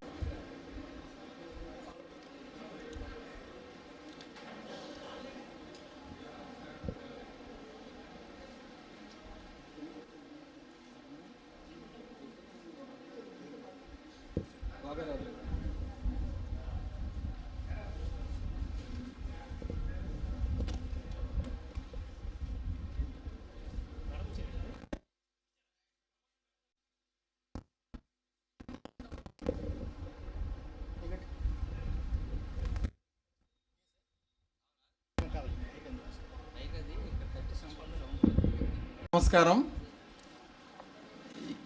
బహుమతులు ఇంతకుముందు అందుకున్నాను స్టేజ్ల మీద. అయితే మా సంస్థలో, మా విజయనగరంలో, మా ఆత్మీయులందరి మధ్యని ఇటువంటి అవార్డు అందుకోవడం చాలా సంతోషంగా ఉంది. ఇంతమంది మా వాళ్ళ మధ్యన, అందులో మా హెచ్ఎం గారు కూడా వచ్చారు ప్రత్యేకంగా, వారికి ప్రత్యేక ధన్యవాదాలు. ఇంతమంది మధ్యని అందుకోవడం చాలా సంతోషంగా ఉందండి. అలాగే ఇక్కడ జడ్జెస్కి, ఇక్కడ నిర్వాహకులకి, అలాగే విజయనగరం జిల్లా రచయితల సంఘానికి కూడా నా ధన్యవాదాలు తెలియజేసుకుంటాను. ఒక చిన్న విషయం, ఒకే ఒక నిమిషం మాత్రం నేను చెప్పదలుచుకున్నాను. అదేంటంటే, ఫస్ట్ ఈ కథల పోటీ పడినప్పుడు నేను రాయని అనుకున్నాను. బహుమతులు వస్తాయి రావు తర్వాత సంగతి, ముందైతే అటెంప్ట్ చేయొద్దు అనుకున్నాను. కారణం ఏంటంటే, ఇది మా స్వస్థలంలో జరుగుతుంది కదా, ఏమైనా పక్షపాతం చూపించారు అనుకుంటారేమో అన్న డౌట్ మీద నేను రాయని అనుకున్నాను. అప్పుడు మా సెక్రటరీ గారికి ఫోన్ చేశాను, సార్ మేము రాయొచ్చా, దీనికి మేము పంపించవచ్చా అంటే, ఆయన ఏమన్నారంటే, ఇది కథలు పూర్తిగా ఇందాక మీకు న్యాయ నిర్ణేతలు కూడా చెప్పారు, పూర్తి కోడింగ్ పద్ధతిలో జరుగుతుందండి. ఎవరు రాస్తున్నారు, ఎక్కడి నుంచి రాశారు అనేది న్యాయ నిర్ణేతలకు మొదటి నుంచి చివరి వరకు కూడా చెప్పడం జరగదు. వాళ్ళ అన్ని ఎంపికలు పూర్తయ్యాక మాత్రమే ఇవి ఎవరి కథలు ఎక్కడి నుంచి రాశారు అనేది తెలియజేయడం జరుగుతుంది. మీరు నిర్భయంగా రాయొచ్చు, అటువంటిది ఏమి ఉండదన్నారు. అందుకని రాశానండి. నా కథ గుర్తింపు పొందినందుకు, ఇంతమంది ఆత్మీయుల మధ్యన నా స్వస్థలంలో సన్మానం అందుకుంటున్నందుకు చాలా సంతోషంగా ఉంది. అందరికీ ధన్యవాదాలు.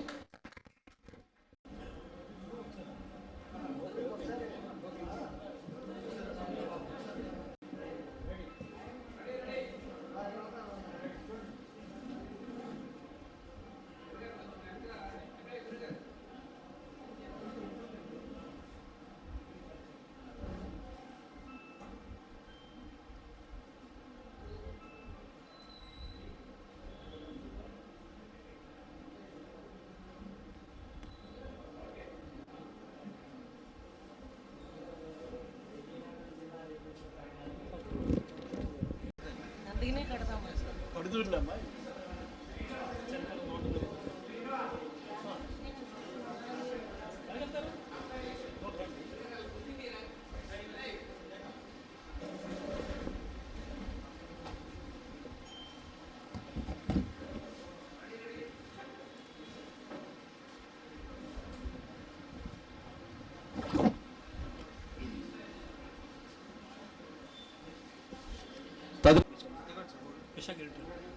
మూడు సిరియాల సన్యాసిరావు గారు.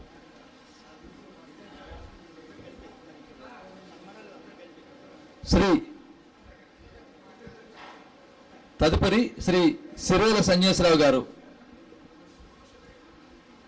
వీరికి బెహరా సత్యనారాయణమూర్తి గారు, శ్రీ కేకే రఘునందన్ గారు.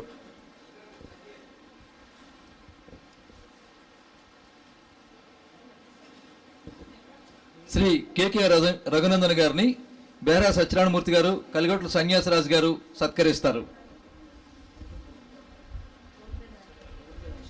బెహరా సత్యనారాయణమూర్తి గారు.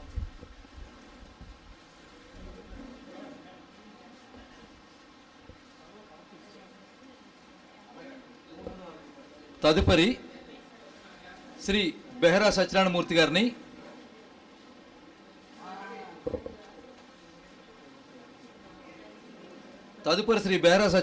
గారిని నాలుగేశ్వర రాజు గారు, జేపీ శర్మ గారు, సన్యాసరాజు గారు, శ్రీనివాస్ గారు సత్కరిస్తారు.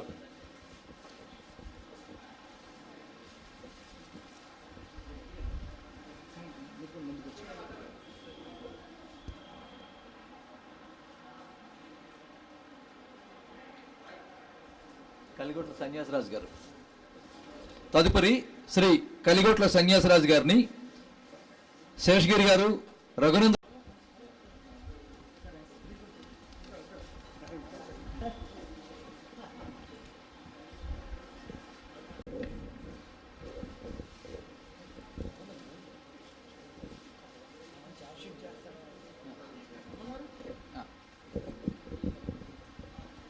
నా పేరు మీరు చెప్పండి. ఓకే, ఇప్పుడు స్వరం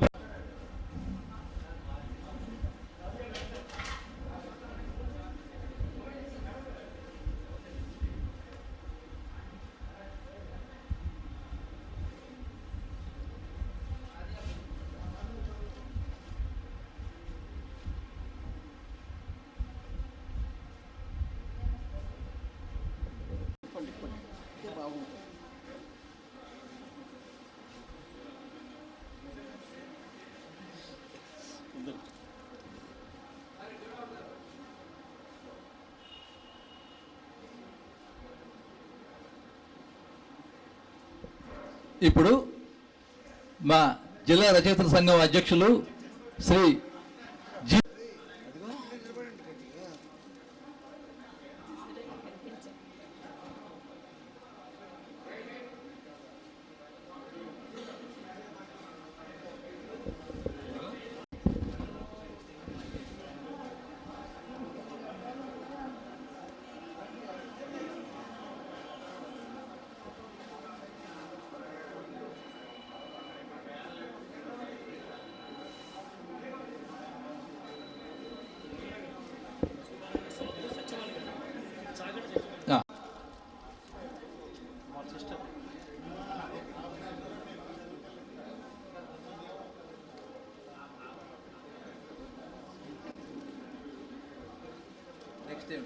గారిని రావాల్సిందిగా కోరుకుంటున్నాం.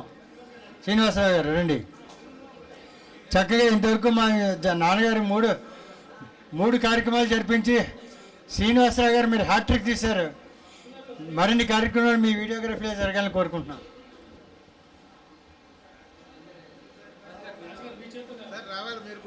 సార్ రాజుగారి చేతిలో అందుకోవాలని మా శ్రీనివాసరావు గారి కోరిక.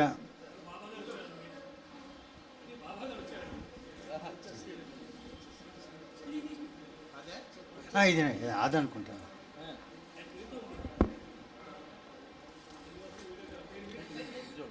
శ్రీనివాసరావు గారు ధన్యవాదాలు.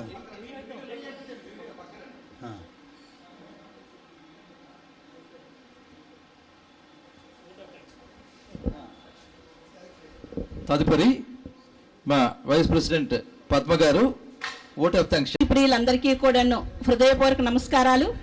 దూర ప్రాంతం నుంచి వచ్చిన వాళ్ళందరికీ కూడాను విజయనగరం జిల్లా రచయితల సంఘం తరపున అభినందనలు, కృతజ్ఞతలు తెలియజేసుకుంటున్నాం. విజయనగరం జిల్లా రచయితల సంఘం నిర్వహణలో విశాఖ సాంస్కృతిక మాసపత్రిక మరియు ప్రముఖ రచయిత శ్రీ కీర్తిశేషులు బెహరా వెంకట సుబ్బారావు గారి స్మారక జాతీయ కథల పోటీలో గెలుపొందిన విజేతలందరికీ కూడాను విజయనగరం జిల్లా రచయితల సంఘం తరపు నుంచి కృతజ్ఞతలు తెలియజేసుకుంటున్నాం. ముఖ్య అతిథి శ్రీ జయంతి ప్రకాష్ శర్మ గారికి విజయనగరం జిల్లా రచయితల సంఘం నుంచి కృతజ్ఞతలు తెలియజేసుకుంటున్నాం. గౌరవ అతిథి శ్రీ నాలుగేశ్వర రాజు గారికి ఎల్లవేళలా మా వెంట ఉండి అతని సలహాలు సూచనలతో ఈ సభ ఇంత దిగ్విజయంగా జరగడానికి కారకులైనటువంటి మా నాలుగేశ్వర రాజు గారికి, మా గురువు గారికి హృదయపూర్వక కృతజ్ఞతలు తెలియజేసుకుంటున్నాం. అధ్యక్షుల వారు శ్రమ మరి ఇంత అంతా కాదు. అధ్యక్షుల వారికి ఈ కార్యక్రమం ఇంత దిగ్విజయంగా జరగడానికి ఆయన చేసినటువంటి శ్రమకి, నిబద్ధతకి ఈరోజు ఇంత సక్సెస్ఫుల్గా సభ జరిగింది కాబట్టి వారికి కూడాను విజయనగరం జిల్లా రచయితల సంఘం నుంచి కృతజ్ఞతలు తెలియజేసుకుంటున్నాం. విశిష్ట అతిథి అయినటువంటి శ్రీ సీరేల సన్యాసరావు గారికి మా సంఘం తరపున కృతజ్ఞతలు తెలియజేసుకుంటున్నాం. ఆత్మీయ వచనం అందించినటువంటి కార్యదర్శి శ్రీ కేకే రఘునందన్ గారికి విజయనగరం జిల్లా రచయితల సంఘం నుంచి కృతజ్ఞతలు తెలియజేసుకుంటున్నాం. అతిథులు అందరి ఆహ్వానం పలికిన శ్రీ పప్పు బాగారావు గారికి కృతజ్ఞతలు మన సంఘం తరపున తెలియజేసుకుంటున్నాం. ప్రార్థనా గీతంతో అందరినీ అలరించినటువంటి కేకే భాగ్యశ్రీ గారికి కూడాను సంఘం తరపున కృతజ్ఞతలు తెలియజేసుకుంటున్నాం. న్యాయబద్ధంగా ఎటువంటి ఎరమరికలు లేకుండా కథలను ఎంపిక చేయడంలో న్యాయ నిర్ణేతలు అయినటువంటి మంజరి గారికి, వెంకట్రావు గారికి, ఈశ్వరరావు గారికి విజయనగరం జిల్లా తరపున సంఘం తరపున కృతజ్ఞతలు తెలియజేసుకుంటున్నాం. విజేతలుగా ఆహ్వానం పలికినటువంటి శేషగిరి గారికి కూడాను కృతజ్ఞతలు తెలియజేసుకుంటున్నా. అతిథులకు సన్మాన కార్యక్రమంలో సహాయ సహకారాలు అందించినటువంటి గురుప్రసాద్ గారికి, చిన్నాదేవికి కూడాను విజయనగరం జిల్లా రచయితల సంఘం నుంచి కృతజ్ఞతలు తెలియజేసుకుంటున్నాం. ఈ వేదికని ఇచ్చినటువంటి ఈ గ్రంథాలయం వారికి, వాళ్ళ కార్యవర్గ సభ్యులకి కూడాను మా విజయనగరం జిల్లా రచయితల సంఘం నుంచి కృతజ్ఞతలు తెలియజేసుకుంటున్నాం. కార్యక్రమం ఓకే అలాగే తీసుకోండి.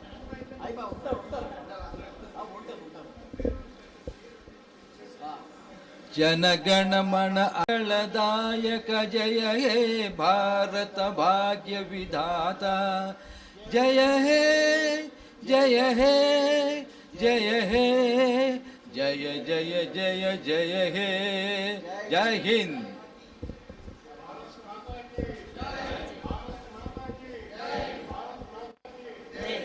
కథలు వస్తే అందులో 3 సెలెక్ట్ చేశారు, మరొక 5 కన్సలేషన్ ప్రైజ్ ఇచ్చారు. ఇది గొప్ప కార్యక్రమం. దీనివల్ల ఏంటంటే సాహిత్యం ప్రజల్లోకి వెళ్తుంది. సాహిత్యం మీద మళ్ళీ అంటే ఇంట్రెస్ట్ కలగాలి, సాహిత్యాన్ని అభిమానించాలి. ఈరోజు సాహిత్యం కానీ కనుమరుగైపోతే సమాజంలోని శాంతి భద్రతలు కూడా కనుమరుగైతాయని తెలుసుకొని సాహిత్యాన్ని అందరూ చదవాలని కోరుకుంటూ మా జిల్లా రచయితల సంఘం ఈ కార్యక్రమాన్ని ఒక యజ్ఞంలా తీసుకొని కష్టపడి చేశారు, సక్సెస్ఫుల్గా అయింది. హలో, మా నాన్నగారికి ఎంతో అనుబంధం ఉన్న విజయనగరం జిల్లా. సో ఇటువంటి విజయనగరం జిల్లాలో ఈ సాహిత్య కార్యక్రమం జరగడం, ఇంత అద్భుతంగా సాహిత్య మిత్రులు అందరూ రావడం నాకు చాలా సంతోషంగా ఉంది. నాన్నగారి కథల్ని అందరికీ చేర్చాలని నా కోరిక నెరవేరిపోతున్నందుకు నాకు చాలా ఆనందంగా ఉంది. ధన్యవాదాలు మీ అందరికీ. నాన్నగారు బెహరా వెంకట సుబ్బారావు గారు దాదాపుగా 200 కథలు రాశారు. వారి కథల్లో మనకు లభ్యంగా ఉన్న 70 కథలు, 2 సీరియల్స్ మధ్యతరగతి మందాసం పేరుతో పుస్తకంగా తీసుకురావడం జరిగింది. పుస్తకంలోని కథలన్నీ కూడా మనకి అనేక సబ్జెక్టులు టచ్ చేస్తాయి. సామాజిక సమస్యలు, స్త్రీల మీద, అన్నిట్లో కూడా ఉత్తరాంధ్ర యాస బాగా కనిపిస్తుంది. నాన్నగారి కథల్లో అవినీతి, వరకట్నం అటువంటి సామాజిక సమస్యల మీద దాదాపు అంతర్లీనంగా ప్రతి కథలను చర్చించారు. వారి కథల్లో ముఖ్యంగా 30 కథలు పైగా ఆ రోజుల్లో అత్యుత్తమ బహుమతులు పొందిన కథలే ఉన్నాయి. నాన్నగారికి ఎంతో ఇష్టమైన విజయనగరంలో ఈ కార్యక్రమం జరగడం, ఇలా ఇంతమంది పెద్దలు, నాలుగేశ్వర రాజు గారు, శ్రీనివాస్ గారు, విజయభవన్ గోపాలరావు గారు, వీళ్ళందరి సమక్షంలో ఈ కార్యక్రమం జరగడం కూడా నాకు చాలా సంతోషంగా ఉంది. ధన్యవాదాలు. శ్రీ కీర్తిశేషులు శ్రీ బెహరా వెంకట సుబ్బారావు గారు స్మారకార్థం నిర్వహించినటువంటి ఈ పోటీలో నా కథ ఆశల భారం మొదటి బహుమతి గెలుచుకున్నందుకు నాకు ఎంతో సంతోషంగా ఉందండి. ఈ బహుమతి ప్రదాత మూర్తి గారికి, న్యాయ నిర్ణేతలకి, నా కథకు ఇంత మంచి స్థానాన్ని ఇచ్చినటువంటి విజయనగరం జిల్లా రచయితల సంఘం మరియు విశాఖ సంస్కృతి మాసపత్రిక వారికి నేను మనస్ఫూర్తిగా కృతజ్ఞతలు తెలియజేసుకుంటున్నానండి. వందనం.